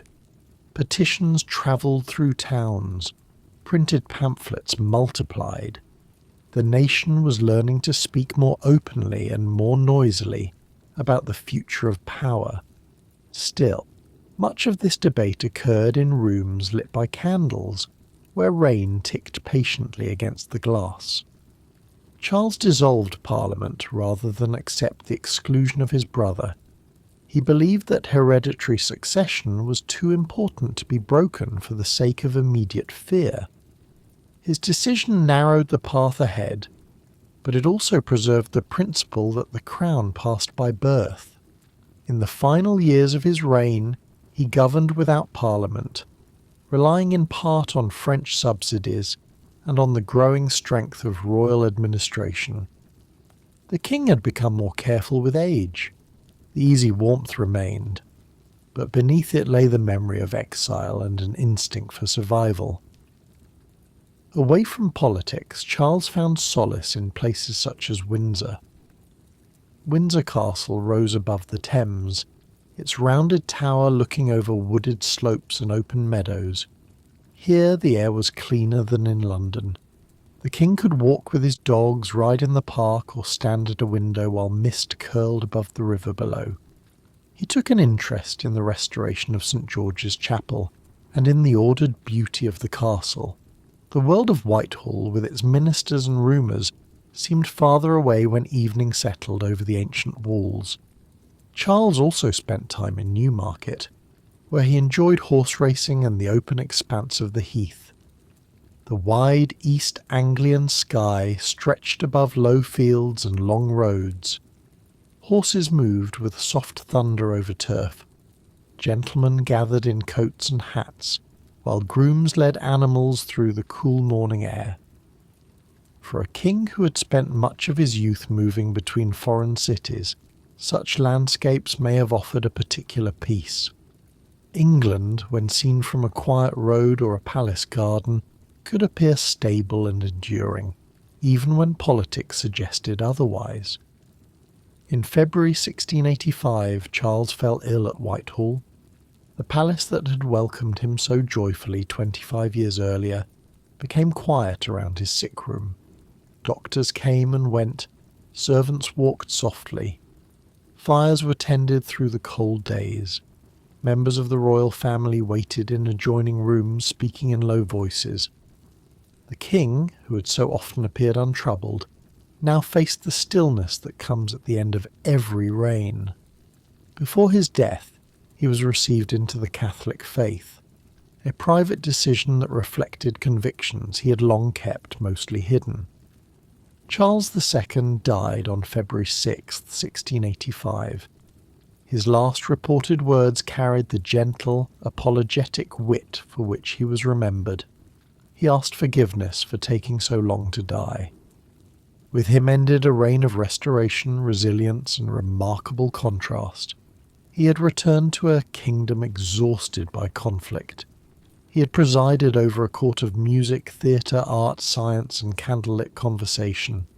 He had watched London suffer plague and fire, then begin to rise again in stone and light. His life had moved between public splendour and private caution, between laughter and the long shadow of uncertainty. As night fell over Whitehall, the river continued its slow passage past the palace. Lamps appeared one by one along the banks. Somewhere beyond the city, masons were still working on the churches that would define the new London. Their hammers struck stone in a steady rhythm, patient as time itself. The domed future of St. Paul's remained unfinished, waiting above the smoke and rooftops. And in the palace a new king, James II, prepared to inherit the crown, carrying with him the questions that Charles had kept at bay for so long. The restoration had been like candlelight after a storm. It had not removed every shadow, but it had made the rooms of England warm again. In theatres and chapels, in coffee houses and royal galleries, in rebuilt streets and riverside gardens, life had resumed its many voices, yet the flames of Whitehall's candles flickered in a changing wind. Beyond the windows, another tide of history was gathering quietly, and the kingdom would soon discover that even a restored crown could not remain unchanged beneath the passing clouds. In February of 1685, as winter rain tapped softly against the tall windows of Whitehall Palace, the crown passed from Charles II to his younger brother James. The transition itself was quiet. There were no empty streets, no uncertain interval, no visible pause in the machinery of government. Clerks continued to sharpen their quills. Boatmen continued to guide their vessels along the brown waters of the Thames.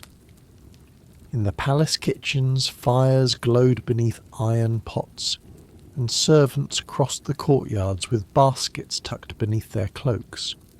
Yet beyond the familiar routines, many people felt that the air had changed. Pause 3s. James II had lived for many years in the shadow of his older brother. He had been a soldier, an admiral, a widower, a husband again, and the father of 2 daughters who had grown into important figures in Europe's royal world. He was diligent, serious, and less gifted than Charles at covering political difficulty with charm. Where Charles had often smiled and waited, James tended to speak more directly. Where Charles had kept many of his deepest beliefs hidden, James felt less willing to conceal his Catholic faith. His accession therefore brought old concerns gently but unmistakably to the surface. At Whitehall, James inherited rooms still touched by the presence of Charles. Candles stood in silver holders, rich tapestries softened the walls, portraits looked down from carved frames, their calm painted faces unchanged by the passing of kings. Beyond the palace, London was rebuilding itself in pale stone and red brick. New churches rose above the streets. The unfinished dome of St. Paul's promised a different skyline for the future. The city had endured plague, fire, political division, and royal return.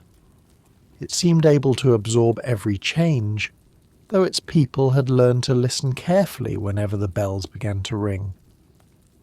James had converted openly to Catholicism some years before becoming king.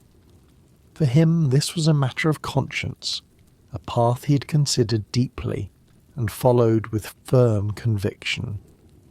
For many of his Protestant subjects, however, it seemed to awaken memories of older religious struggles. England had been shaped by the Reformation, by the long reign of Elizabeth, by Puritan reformers and Anglican bishops, by sermons, prayer books, and family. Traditions carried from one generation to another. The fear was not always expressed loudly. It could rest in a quiet pause after a neighbour spoke, or in a lowered voice beside a tavern hearth. At first, James's reign appeared secure.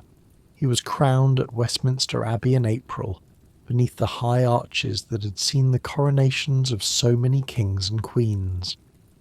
The abbey's stone pillars rose into shadow. Choir voices drifted beneath the vaulting. Gold thread caught the candlelight on robes and banners. The ancient ceremony moved forward with its familiar prayers, anointing and solemn procession. Outside, London's streets were full of people watching the royal pageantry pass.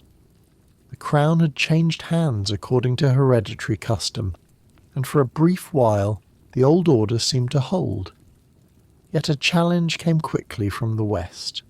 James Scott, Duke of Monmouth, an illegitimate son of Charles II, landed in England and attempted to gather support for his own claim. His journey led through the summer countryside of the West Country, across lanes bordered by hedgerows and fields heavy with green. Villagers watched groups of armed men move past church towers and farmhouses. The episode ended before long, leaving behind sorrow and anxiety. In this telling it remains a distant disturbance, like a storm seen from the shelter of a warm room, its thunder fading over the hills. James's government responded firmly and the king's confidence grew. He believed that the unrest had shown the need for a stronger monarchy and a dependable army. Troops were maintained near London.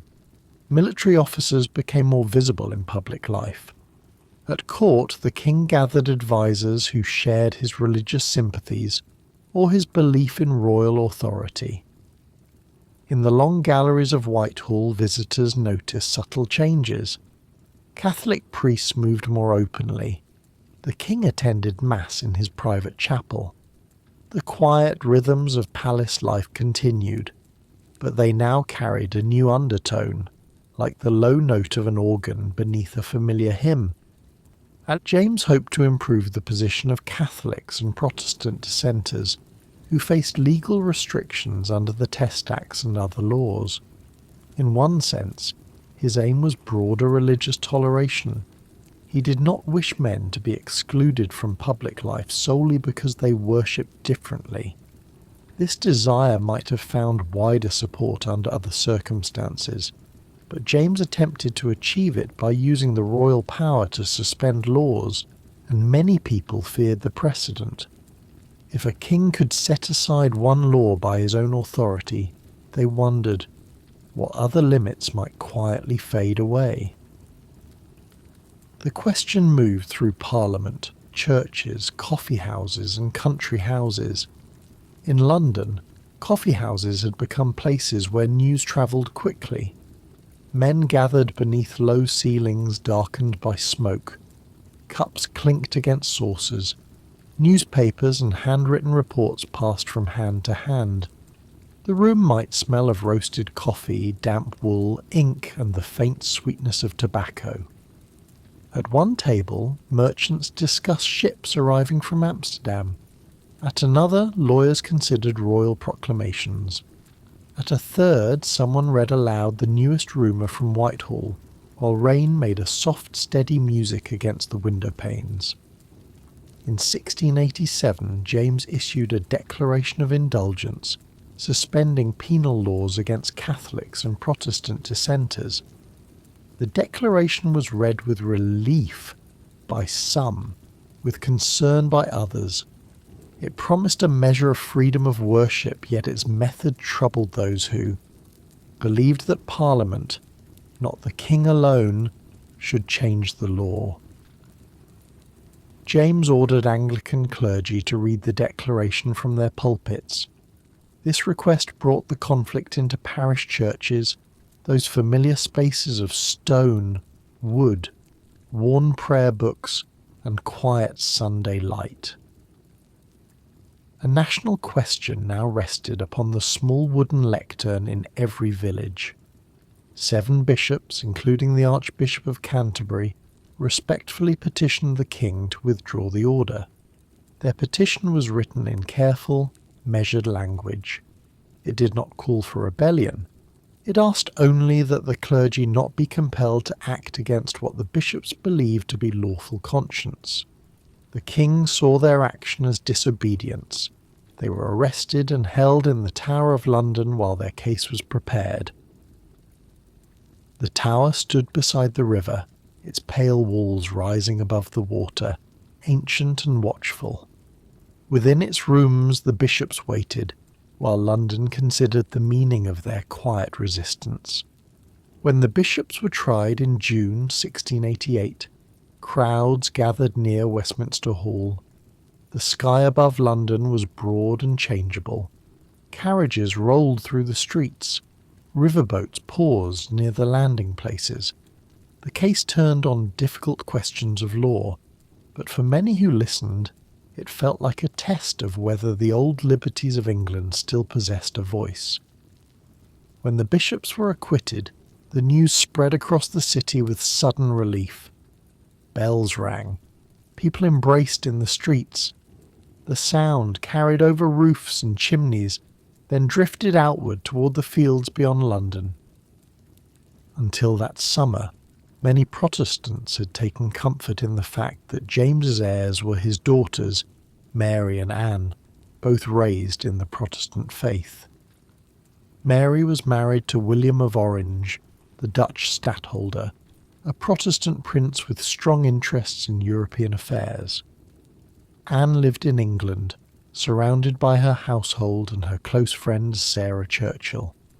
James was already in his 50s, and some people imagined that his reign might pass without permanently altering the succession. It was a quiet hope, perhaps, but it allowed many to endure the present while looking toward a calmer future. Then, on June 10th, 1688, Queen Mary of Modena gave birth to a son, James Francis Edward Stuart. The child's arrival changed the atmosphere at once.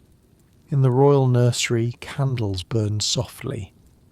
Linen lay folded in drawers. Attendants moved with hushed care around the Queen and her newborn son. But beyond the palace, the birth was received with unease by those who feared a continuing Catholic dynasty. Rumours appeared almost immediately. Strange and unfounded stories whispered in corners about the child's birth. Such stories revealed not truth, but the depth of public anxiety. Mary of Modena herself had lived much of her queenship in a difficult light. She was Italian, Catholic, and younger than her husband. Her quiet manner did little to soften the suspicions of those determined to see danger in every gesture. In the days after her son's birth, she may have listened to the soft sounds of the palace nursery, the faint crackle of a hearth, the murmur of nurses, the small restless movements of an infant.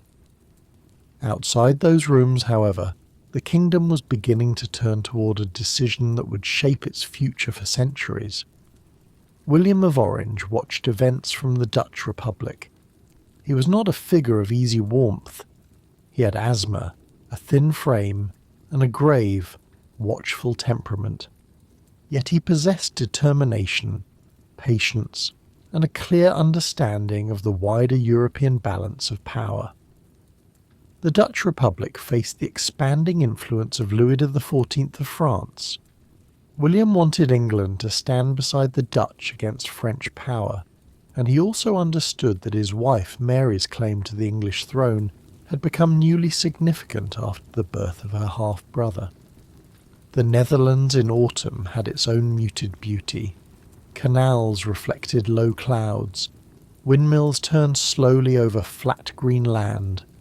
Ships crowded the harbours, their masts making dark lines against the pale horizon. In chambers at The Hague, advisers gathered around maps and letters. Wax seals were broken. Couriers arrived with news from England. Among those messages was an invitation signed by 7 English notables, later remembered as the Immortal Seven. They urged William to come to England, offering support if he defended Protestant liberties and called a free parliament. William did not move in haste. An expedition across the North Sea required ships, soldiers, provisions, horses, weapons, and careful timing. Dutch ports became busy with preparation. Sailcloth was checked, barrels were loaded, ropes were coiled on wet decks, horses stamped in temporary stables near the water. The air smelled of salt, tar, rain, and seaweed. On the ships, men waited beneath flapping canvas while the autumn winds shifted. William's banner carried a phrase that promised the defence of the Protestant religion and the liberties of England. The first attempt to sail was turned back by weather. The sea can be indifferent to all human plans, and the North Sea in late autumn was never gentle. Waves rose beneath dark clouds. Wind pressed hard against the sails. Ships creaked and leaned, then returned to harbour to wait. For William, delay may have seemed frustrating, but it also allowed more time for uncertainty to gather in England. Across the water, James listened to reports from the coast, from London, and from his advisers. The future approached slowly, like a ship only faintly visible through fog. At last, in early November, William's fleet set out again. The vessels crossed the sea under a favourable wind that later generations would remember as the Protestant wind. On November the 5th, 1688, William landed at Torbay in Devon. The shore was quiet beneath the broad autumn sky. Waves folded gently onto the beach. Men came ashore in orderly groups. Horses were led through shallow water. Banners stirred in the salt air. The arrival was military in form, but in England it would become known as a revolution marked, in comparison with so many European upheavals, by remarkably limited violence. William's journey through the West Country unfolded at a measured pace.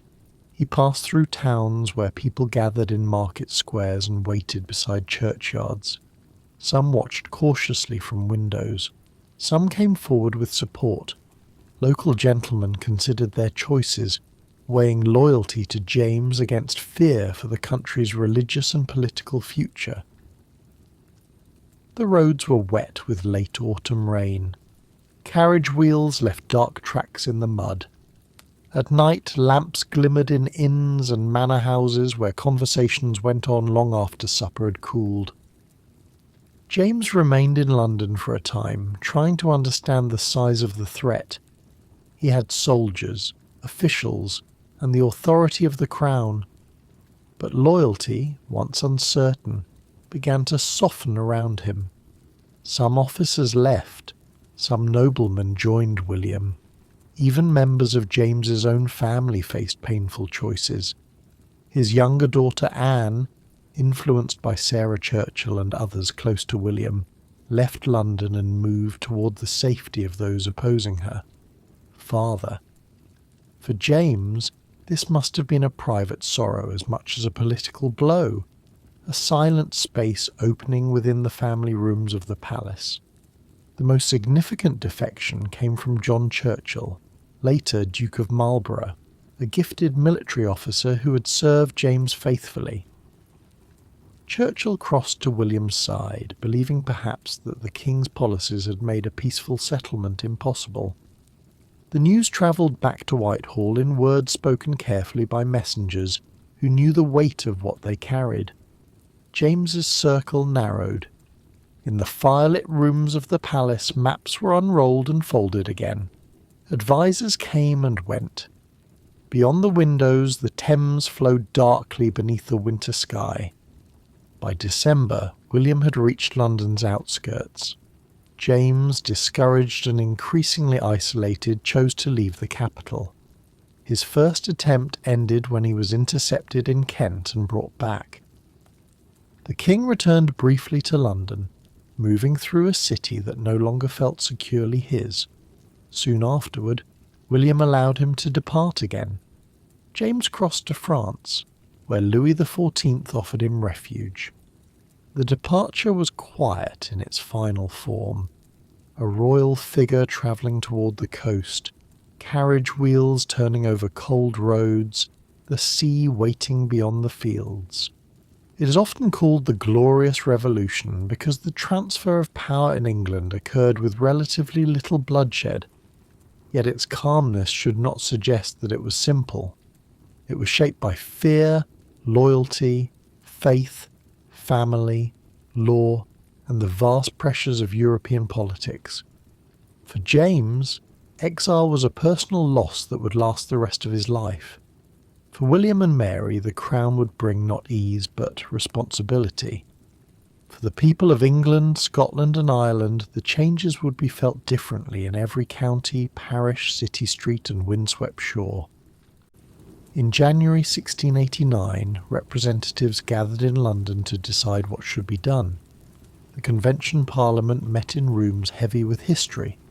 Outside, bare branches reached over the gardens, and the winter river moved beneath a grey sky.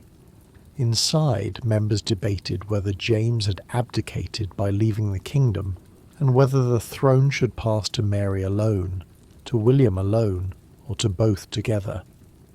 The question was delicate. Mary possessed hereditary right as James's daughter. William possessed political and military power, as well as the confidence of those who had invited him. Mary's own position was not without sadness. She loved her father, yet she had been raised as a Protestant and had long understood the fear surrounding his policies. When she came to England, She found herself at the centre of a transformation that placed her duty to kingdom and faith beside her duty as a daughter. In private, she was known to be devout, dutiful, and often reserved. One may imagine her in a quiet room at Kensington Palace, looking through the glass at rain on the garden paths, knowing that every decision around her carried a personal cost. William and Mary were offered the crown jointly. This arrangement was unusual. England had known kings and queens, regents and consorts, but never quite this form of shared sovereignty. William insisted that he should hold the full authority of a king during his lifetime, rather than merely serve as Mary's consort. Mary accepted this, trusting him and understanding the political realities of the moment. Their partnership would become one of the defining features of the new settlement, a marriage joined to a constitutional arrangement shaped by both affection and necessity. They were crowned at Westminster Abbey on April 11th, 1689. The ancient church was filled once again with music, colour, and the gentle shimmer of ceremonial light. William and Mary sat beneath canopies of state. Bishops spoke the old words. The crowns were lifted and placed. Yet this coronation differed from those before it, because the authority of the new monarchs had been framed by Parliament's decision. The ceremony looked backward to tradition, but it also looked forward to a new understanding. The crown did not stand entirely apart from the laws and liberties of the kingdom. Later that year, the Bill of Rights set out important principles. It declared that the monarch could not suspend laws, raise taxes, or maintain a standing army in peacetime without Parliament's consent. It affirmed the right of Parliament to meet freely and the right of subjects to petition the Crown. Its language was formal and careful, written in lines of dark ink upon pale parchment. But its influence would endure. In the quiet act of setting down words, the balance of British government began to shift. Power became more visibly shared between Crown and Parliament. The Bill of Rights did not create democracy in the modern sense. Most people still had no vote, and society remained deeply unequal. But it placed limits around royal authority that could not easily be ignored. It was one of those historical documents that seems modest when first folded and sealed, then grows in importance as years pass. In an office near Westminster, a clerk may have watched the final text being copied, the quill leaving smooth dark lines on the page. Outside, the bells marked another ordinary afternoon, unaware that their sound would echo into a different constitutional age. William's attention often turned toward Europe. He remained determined to contain the power of Louis XIV, and England now became more deeply involved in continental alliances and wars. The king travelled frequently to the Netherlands, where he felt at home among canals, ships and low skies. Mary remained in England as regent during some of his absences. She attended to government business, received ministers, and maintained the steady routines of the court. Her manner was calm and conscientious. In the palace she could be found among her gardens, her collections of porcelain, and the orderly rooms she made her own. Kensington Palace became especially associated with William and Mary. It had once been a modest country house on the edge of London, surrounded by cleaner air and open gardens. The royal couple expanded it, creating apartments that were comfortable rather than overwhelmingly grand. The palace stood amid avenues of trees and carefully tended paths. In the morning, mist could rest over the lawns. At dusk, lamps glowed behind the windows. For William, whose asthma was troubled by the smoky air of Whitehall, Kensington offered a quieter refuge. Mary brought warmth to Kensington. She arranged rooms with flowers, lacquered cabinets, delft ware, and objects collected from across the seas. She enjoyed needlework, music, gardens, and the small domestic rituals that made a palace feel less formal. In winter, the sound of rain against the glass might accompany a private evening of reading or prayer. In spring, the gardens opened in pale green leaves and early blossoms. These quiet details matter because even the architects of great political change lived among cushions, candles, dogs, letters, teacups, and the familiar changing light of the seasons. The revolution was less peaceful in Scotland and Ireland than it was in England. Scotland faced its own divided loyalties, religious disputes, and political tensions. Ireland became a place where James II sought to regain his throne, supported by many Catholic followers. Campaigns unfolded there, and their consequences remained deeply painful in Irish memory. But we can observe these events from a distant shore, wind moving over the Irish Sea, clouds gathering above green hills, and ships carrying news between islands. The change of crowns reached every kingdom differently, leaving histories that could not be folded neatly into one story. In Scotland, William and Mary were accepted after a convention of estates declared that James had forfeited the crown. The Scottish settlement placed particular emphasis on Presbyterian church government, a matter of great importance to many Scots. Edinburgh's steep streets, dark closes, and rain-polished stones witnessed another adjustment of old loyalties. In the Highlands, where Jacobite support for James remained strong, the landscape held its own silence. Mist drifted along the slopes. Streams moved over rock. Distant pipes might carry through the evening air, while political decisions made in Edinburgh and London travelled slowly into the glens. James spent the rest of his life in exile in France, first seeking to restore his throne, and later living more quietly at Saint-Germain-en-Laye. The French palace stood above the Seine, with formal gardens descending toward the river. There, James attended Mass, received visitors, and watched his young son grow. The child, James Francis Edward, was raised among exiled Jacobites who continued to call him the rightful heir. In the soft candlelight of French rooms, the Stuart claim survived like an ember protected from the wind. For William, the years of kingship brought continual labour. He was often unwell, often away, and always concerned with the shifting alliances of Europe. He had little taste for the glittering ease of court life. He preferred maps, dispatches, military planning, and the companionship of a small circle of trusted friends.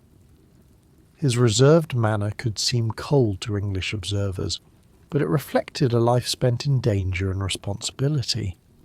In his apartments, fires burned low while secretaries waited with papers, and the rain made its quiet pattern on the windows. Mary's death in December 1694 left William deeply affected. She died of smallpox at Kensington Palace, still only 32 years old. The palace that had held their shared routines became suddenly hollow. Curtains were drawn. Footsteps softened in the corridors. Outside, winter branches stood dark against the sky. William had relied upon Mary more than many people realized. Their marriage had begun as a political alliance, but it had become a partnership of trust. After her death, he continued to reign alone, carrying both the work of government and the silence of private loss. The succession now became a concern once more. Mary had no children. Her sister Anne was next in line, but Anne's own family life had been marked by repeated sorrow and the loss of many children. In 1701, Parliament passed the Act of Settlement, ensuring that the crown would pass if Anne left no surviving heirs to the Protestant descendants of Sophia of Hanover, granddaughter of James I. The act placed religious identity at the centre of succession. It also reached back quietly toward the first Stuart king and forward toward a dynasty not yet on the throne. William died in 1702 after a riding accident weakened a body already troubled by illness. His final days passed at Kensington, where the familiar rooms had known both his rule and his grief. The gardens lay quiet beneath the early spring sky. Servants moved respectfully through the corridors.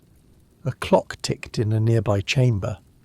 The Dutch prince who had crossed the North Sea in a time of uncertainty had become King of England, Scotland and Ireland, and had helped reshape the structure of British government.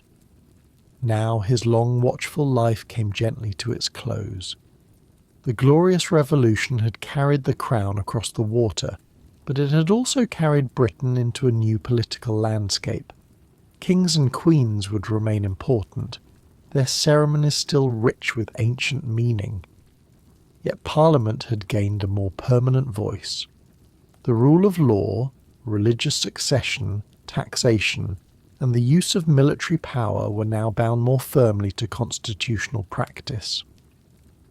The old palace lights still glimmered beside the Thames and the rain still whispered against their windows, but the rooms of power had been rearranged. As William's reign faded into memory, Anne prepared to take the throne. She was a Stuart by blood, the younger daughter of James II, and the last member of her house who would rule. Her coming reign would bring new wars, new ministries, new architecture, and the formal union of England and Scotland into Great Britain. But for the moment, the sea is quiet again. Dutch ships rest at harbour. The Thames moves beneath a moonlit sky. In Kensington's gardens, bare branches sway in the evening breeze, and history waits patiently for the final Stuart chapter to begin. In the early spring of 1702, Kensington Palace stood quietly beneath a pale English sky. The gardens were still bare from winter. Rain rested in the gravel paths, and the branches of the lime trees made delicate, dark patterns against the clouds. Inside the palace, fires were lit against the lingering cold. Servants moved softly through the corridors carrying letters, trays and lamps. In one of the private rooms, Queen Anne prepared to inherit a crown that had passed through many hands and had carried with it the long, complicated memory of the House of Stuart. Anne was 37 years old when William III died. She was the younger surviving daughter of James II, the sister of Mary II, and the last reigning monarch descended directly from the Stuart line. Her life had already been marked by uncertainty, religious division, family estrangement, and quiet sorrow. She had seen her father lose his throne. She had watched her sister rule beside William of Orange. She had lived through years in which every royal birth, marriage, illness, and friendship seemed to possess political meaning. Yet Anne herself had a gentler, more domestic character than many of those around her. She was not a figure of dazzling elegance like her uncle Charles II, nor a sternly purposeful ruler like William. She preferred familiar faces, regular habits, warm rooms, and the comfort of trusted companionship. Her health was often poor. She suffered from gout and from the lingering weakness left by many difficult pregnancies. Walking could be painful, and as the years passed she relied increasingly on a sedan chair or carriage. But beneath her physical frailty there was persistence. Anne could be quiet, but she was not without will. In the soft stillness of palace rooms she listened, remembered, and made decisions. Her accession brought the Stuart story into its final season. The dynasty had begun, in England, with James VI of Scotland travelling south through mist and rain to receive the English crown. It had passed through the formal grandeur of Charles I, the grey interlude of the Commonwealth, the candlelit restoration of Charles II, and the sea-born transition of William and Mary. Now the crown rested with Anne, a queen whose reign would witness the birth of a new kingdom. Yet even as Britain grew larger in name, the Stuart family itself was becoming smaller, more fragile, and closer to its fading horizon. Anne was crowned at Westminster Abbey on St George's Day, April 23rd, 1702. The abbey had seen many sovereigns pass beneath its ancient vaults, and its vast stone interior held the memory of centuries. High above, shadows rested in the arches. Below, candles glimmered against gold thread, polished silver, and the deep colours of ceremonial robes. The choir's voices rose slowly into the cool air. Outside, London waited beneath spring clouds, its streets crowded with horses, carts, merchants, apprentices, and people who had gathered simply to watch the royal day unfold. The Queen entered the abbey in a robe of rich fabric, attended by nobles and ladies whose garments whispered across the floor. The coronation service followed its old, measured rhythm. Prayers, vows, music, the presentation of symbols, and finally the placing of the crown. Anne was an Anglican queen, and her religious identity mattered greatly in a nation still shaped by the fears of the previous reign. Her accession reassured many people who had worried about Catholic succession. The bells of London rang out, and their sound moved over rooftops, river mist, and the new spires rising from the rebuilt city. One of Anne's earliest concerns was war. England had already entered a vast European struggle against the power of Louis XIV of France. The conflict would become known as the War of the Spanish Succession, a dispute over who should inherit the Spanish monarchy and its enormous network of territories. Across Europe, kings and princes studied maps, exchanged letters, and gathered armies. But in England, the war was also felt in quieter ways, in tax records, in ships leaving port, in the names read from newspapers, and in the low conversation of families waiting for loved ones to return. Anne's greatest military commander was John Churchill, Duke of Marlborough. He had known the courts of Charles II, James II, William, and Mary.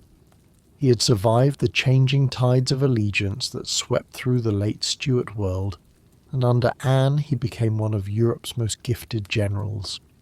Yet the man at the centre of battle plans was also part of Anne's intimate domestic circle, because his wife, Sarah Churchill, Duchess of Marlborough, had been the Queen's closest friend since youth. Their friendship, warm and complicated, would shape much of Anne's reign.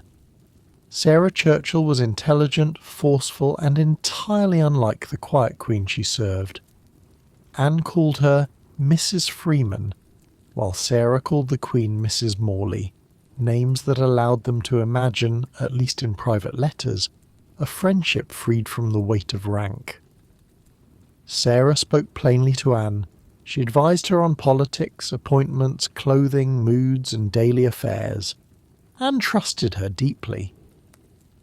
In the early years, the two women moved through palace life, in close companionship, sharing private conversations, sitting beside fires, reading letters, and discussing the restless world beyond the windows.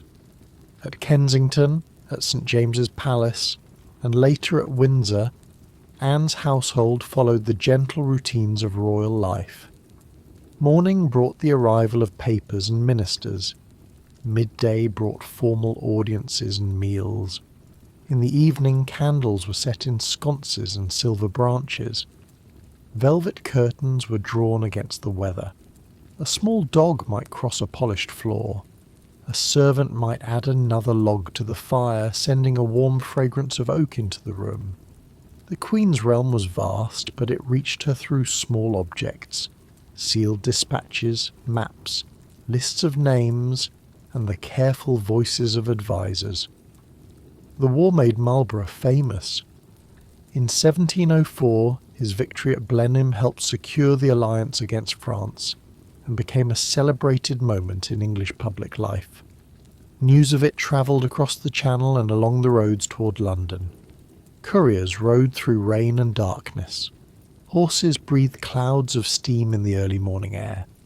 In coffee houses, people unfolded news sheets and leaned toward one another to hear the latest reports. Yet for Anne, the triumph was also personal. It strengthened the position of Marlborough and Sarah, placing the Churchill household ever closer to the centre of power. The Queen rewarded Marlborough with the promise of a great house at Woodstock in Oxfordshire. Blenheim Palace would rise slowly in the years ahead, vast and theatrical among its parkland, built from warm stone beneath broad English skies. Its corridors, towers and grand rooms would preserve the memory of Victorian architecture.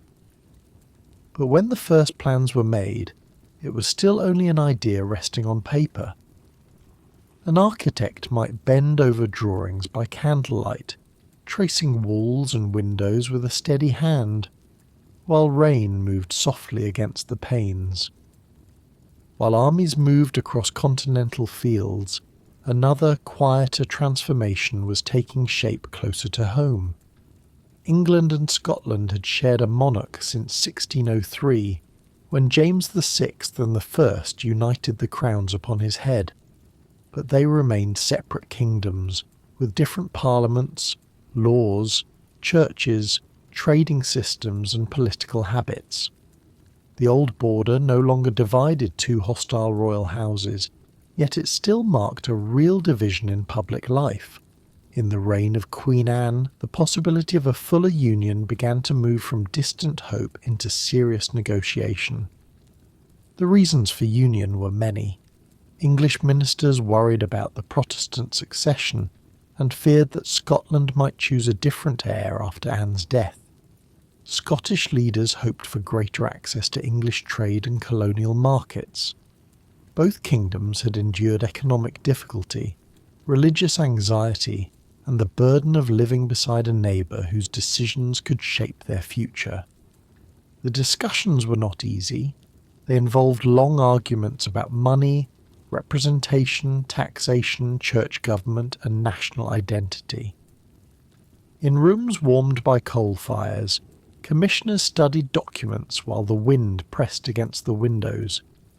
Edinburgh, where the Stuart story had begun under the northern mist, became once more a place of great consequence. The city rose along its steep ridge, from the castle's dark rock to the palace of Holyrood House below. Its tall stone buildings stood close together along the Royal Mile. Narrow closes opened between them, shadowed even at midday. Rain polished the cobbles. Smoke drifted from chimneys toward the Firth of Forth. In chambers of the Scottish Parliament, men gathered to debate the proposed union, their voices echoing beneath old ceilings while the city waited outside.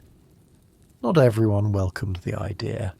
Many Scots feared that union would mean being absorbed by wealthier England, that their ancient parliament would disappear, and that their national voice would become quieter in a larger state. Petitions were signed, public meetings were held. In taverns and marketplaces, people spoke with feeling about trade, sovereignty, religion, and the future of their country. Some looked toward the exiled Stuart claimant in France, the young James Francis Edward, whose supporters still called him James VIII of Scotland and James III of England. Others believed union offered the safest path through uncertain times. The debates could be intense, but beneath them lay the deep stillness of Scotland's winter landscape. Beyond Edinburgh, roads passed through low hills and wide moors. Bare trees stood beside rivers swollen with rain. In the highlands, mist settled over dark slopes and the waters of lochs reflected a sky of silver-grey cloud. Sheep moved quietly across rough pasture. A traveller on horseback might hear only the rhythm of hooves. the whisper of wind through heather, and the distant call of a bird. The political future of kingdoms was debated in cities, while the old land remained patient. In London, commissioners from England and Scotland worked through the details of a treaty. Their task was careful and slow. Each article required discussion. Each phrase could affect taxes, trade, legal rights, or religious practice. The Scottish Church, Presbyterian in character, needed protection. The Church of England needed protection as well. The question of money required special attention since the two kingdoms had different economic circumstances.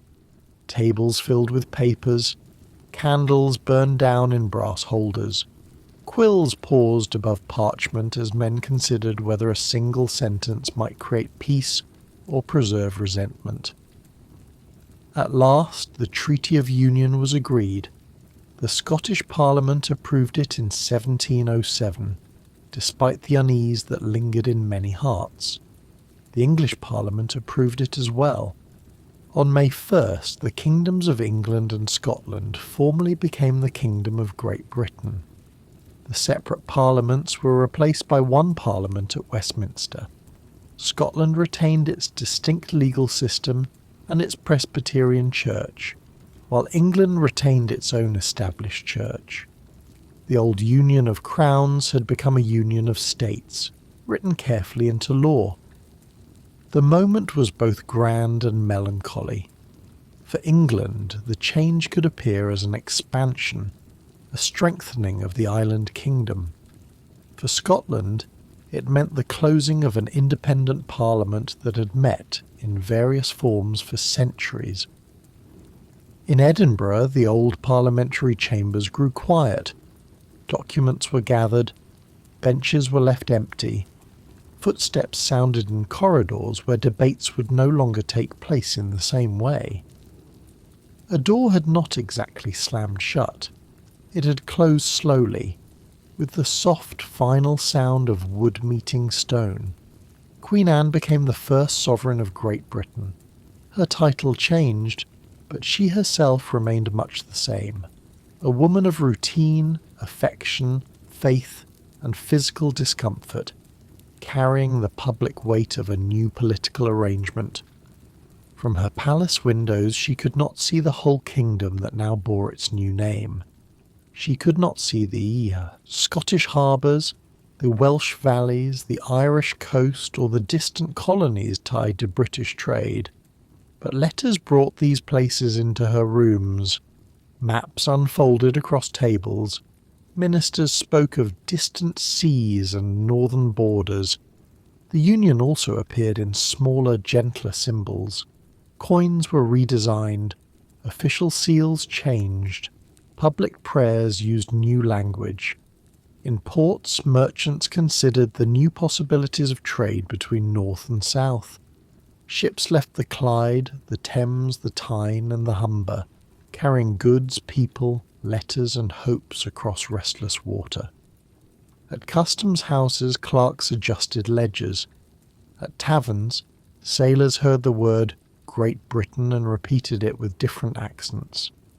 A new name began to settle over an old island, as softly as morning mist settling over a river. Anne's reign was also a period of flourishing culture. London had become one of Europe's great cities, rebuilt after fire and alive with commerce, conversation, theatre, and print. Coffeehouses hummed with talk. Booksellers arranged fresh volumes in their windows. Newspapers circulated reports from Parliament, the war, and the courts of Europe.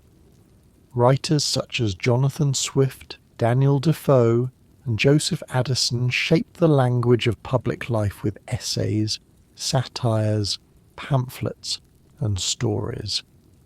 The city was learning to think aloud, though it often did so with a cup of coffee in hand and rain gathering outside. In the elegant rooms of the New Age, tea became increasingly familiar. Delicate cups rested upon saucers. A kettle murmured near the hearth. Sugar brought through the expanding networks of Atlantic trade sweetened the bitter warmth of the drink. Ladies and gentlemen sat beneath portraits and mirrors, discussing fashion, politics, poetry, or the small details of a neighbour's life. These domestic scenes existed beside the great machinery of empire and war. A teaspoon touched porcelain with a faint sound, while far away a ship lifted and fell on the ocean swell. Architecture, too, gave the age a distinctive calm. Christopher Wren's rebuilding of London continued, and the dome of St. Paul's Cathedral rose more fully over the city. Its pale stone caught the changing light. From a distance it seemed to float above the smoke, chimneys and narrow streets below. Churches designed by Wren punctuated the skyline with graceful towers and spires. Their bells answered one another over the markets and rooftops. On Sunday mornings, London could seem briefly hushed as people moved toward worship, beneath the broad sound of ringing bronze. At Blenheim Palace, work continued in stone and shadow. At the great country houses of England, gardens were reshaped into avenues, terraces, formal pools, and long green vistas. The aristocracy of Anne's age loved order in the landscape. Trees planted in lines, hedges clipped into boundaries, statues placed at the end of paths. There was comfort in such design. The world beyond the gates might be full of uncertainty, but within the garden walls water fell steadily from fountains. Gravel whispered beneath shoes, and each season appeared in its appointed colour. Yet Anne's private life remained touched by grief. She had been pregnant many times, but none of her children survived into adulthood. Her only child to live beyond infancy, William, Duke of Gloucester, died in 1700 at the age of 11, before Anne became queen. The loss had left a quiet emptiness at the centre of her life. In royal nurseries, rooms that might have been filled with lessons, laughter, and the movement of growing children became still. The succession remained uncertain because Anne had no heir, and every year made that fact more difficult to ignore. The question of succession had already been addressed by the Act of Settlement of 1701. If Anne died without surviving children, the crown would pass to Sophia of Hanover, granddaughter of James I, or to Sophia's Protestant heirs. Sophia herself lived in Germany, surrounded by the gardens and formal rooms of Hanover. She was elderly, intelligent, and connected to the Stuarts through her mother, Elizabeth, the Winter Queen. The act seemed to carry the dynasty back through its own history, tracing a line from Anne to Sophia, and from Sophia to the first king who had joined the crowns. But politics within Anne's reign did not remain still. The Whigs, generally supportive of Marlborough and the continued war against France, gained influence for a time. The Tories, often more cautious about war and more sympathetic to the Anglican Church, gained influence later. Anne did not always fit neatly into either group. She wanted peace, but she also wanted security. She valued the Church of England, but she did not enjoy being pressed too strongly by any party. Ministers came and went through palace doors, carrying their arguments into rooms where the Queen sat patiently beside the fire. Her friendship with Sarah Churchill gradually changed. Sarah's powerful personality, once a source of confidence, began to feel burdensome to Anne. The Duchess expected influence and spoke with increasing sharpness. Anne, who had long yielded in private matters, slowly drew away. Into the Queen's favour came Abigail Masham, a quieter woman with family ties to Sarah but a gentler manner. Abigail offered Anne companionship without the same forceful demands. In palace corridors this shift was noticed. The arrangement of a household could alter the direction of a ministry more quietly than any speech in Parliament. The final break with Sarah was painful. A friendship of decades, built through letters, shared memories, and years of intimate access, did not end in one moment. It faded through disappointment, resentment, and the slow accumulation of words that could not be taken back. Sarah left court. Marlborough too lost favour and eventually departed England for a time. At Kensington and Windsor, the rooms once associated with their presence became calmer, but perhaps also lonelier. The Queen had chosen independence, yet independence can have the hollow echo of an empty chamber. Meanwhile, the war in Europe moved toward its conclusion. The long struggle had exhausted governments and populations. Taxes weighed heavily. Merchants wanted stable trade. Families wanted sons and husbands to return. In 1713, the Treaty of Utrecht brought major elements of the War of the Spanish Succession to an end. The treaty reshaped possessions and alliances across Europe and overseas. Britain gained territories and commercial advantages, including access to the Asiento, a contract connected to the transatlantic slave trade, a reminder that imperial wealth was often bound to human suffering far from the polished rooms of Westminster. For many in Britain, the peace brought relief.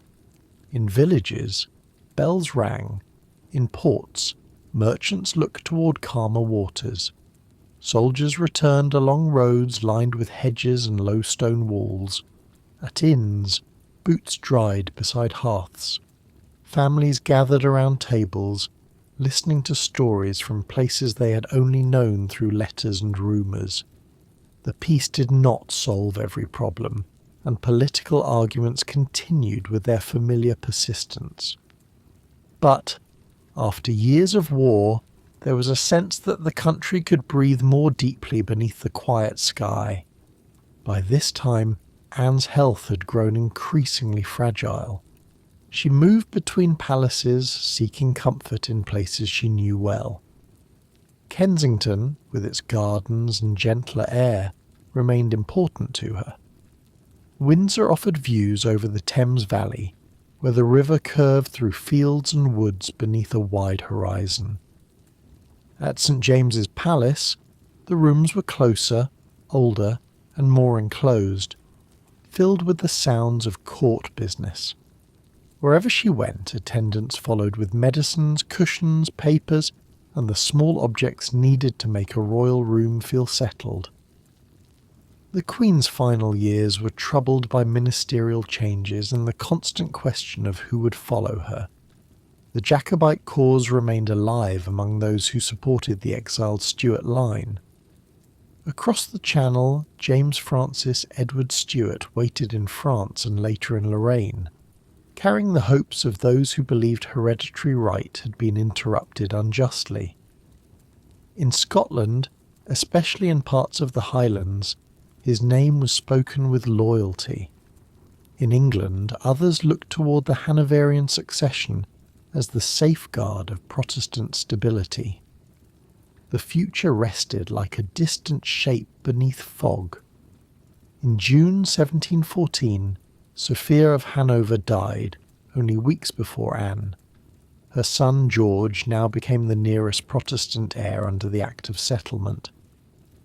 The news travelled slowly through diplomatic channels, written in careful hands and carried across roads and sea routes. It was another small turn of the wheel. The Stuart bloodline remained present through Sophia's descent from James I, but the direct royal house was nearing its end. The palace clocks continued to mark the hours. Outside, summer rain fell softly over gardens that had seen generations come and go. Anne died on August 1st, 1714 at Kensington Palace. She was 49 years old. Around her, the familiar apparatus of court moved with subdued care. Physicians came and went. Ladies of the bedchamber waited nearby. Ministers considered the urgent practical details of succession. In the corridors, servants lowered their voices. The fire in the grate settled into glowing embers. Beyond the windows, the gardens lay green beneath the full softness of summer, and the city beyond continued with its carts, bells, markets, and river traffic. With Anne's death, the direct Stuart dynasty ended on the British throne. The crown passed peacefully to George I of Hanover, who arrived from Germany to begin a new royal chapter. There was no empty interval, no long confusion. Clerks changed names on documents, oaths were renewed, guards wore new symbols. In London the bells rang again for another monarch, but beneath the smoothness of the transition lay a gentle sadness. The house that had carried the crowns of Scotland and England through more than a century had faded, leaving its rooms, portraits, churches, laws and memories behind. The Stuarts had been a dynasty of contrasts. They had loved ceremony and argued over authority. They had built courts filled with art and music, while their kingdoms struggled with profound religious and political change. They had crossed borders, fled across seas, returned in triumph, and departed again into exile. Their story had moved through misted Scottish castles, through Whitehall's candlelit galleries, through the grey streets of a kingless London, and through the elegant new avenues of a city rebuilt from ash. Each reign had left a different sound upon the air. James I had brought two crowns together beneath one head. Charles I had sought sacred order and found a world that would no longer remain still. Charles II had returned with warmth, wit, and the glow of Restoration candlelight. James II had watched old fears gather around his throne. William and Mary had crossed the sea and helped create a new constitutional settlement. And Anne, quiet and steadfast, had carried the dynasty toward its final transformation, presiding over the birth of Great Britain while the old Stuart line slowly dimmed. In Edinburgh, the castle still stood above the city, dark against the sky. The Royal Mile still descended toward Holyrood House. In London, the Thames still flowed past Whitehall, carrying reflections of lamps through the evening rain.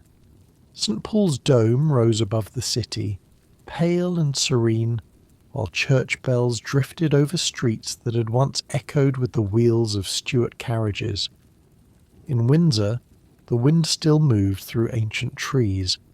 The palaces endured, though the people who filled them had become shadows in portraits and names in fading ink. Perhaps this is how dynasties truly end. Not with one final sound, but with a gradual softening. A family name remains on old papers. A coat of arms survives above a doorway. A painted king stands forever beside a velvet curtain, one hand resting on a glove. A queen's chair waits in a quiet room. Outside, rain traces silver lines down the glass. The fire lowers. The servants close the doors. And history, with its slow and patient footsteps, passes onward into another corridor. The House of Stuart had begun among northern mists and ended in the gentle summer stillness of Kensington Palace. Between those distant moments stretched more than a century of crowns, councils, prayers, ships, gardens, letters, and changing skies. England and Scotland had become Great Britain. The power of Parliament had grown more secure. London had risen again in stone and light. The Stuart kings and queens were gone from the throne, but the world they had helped shape remained, quiet and enduring, beneath the slow movement of clouds.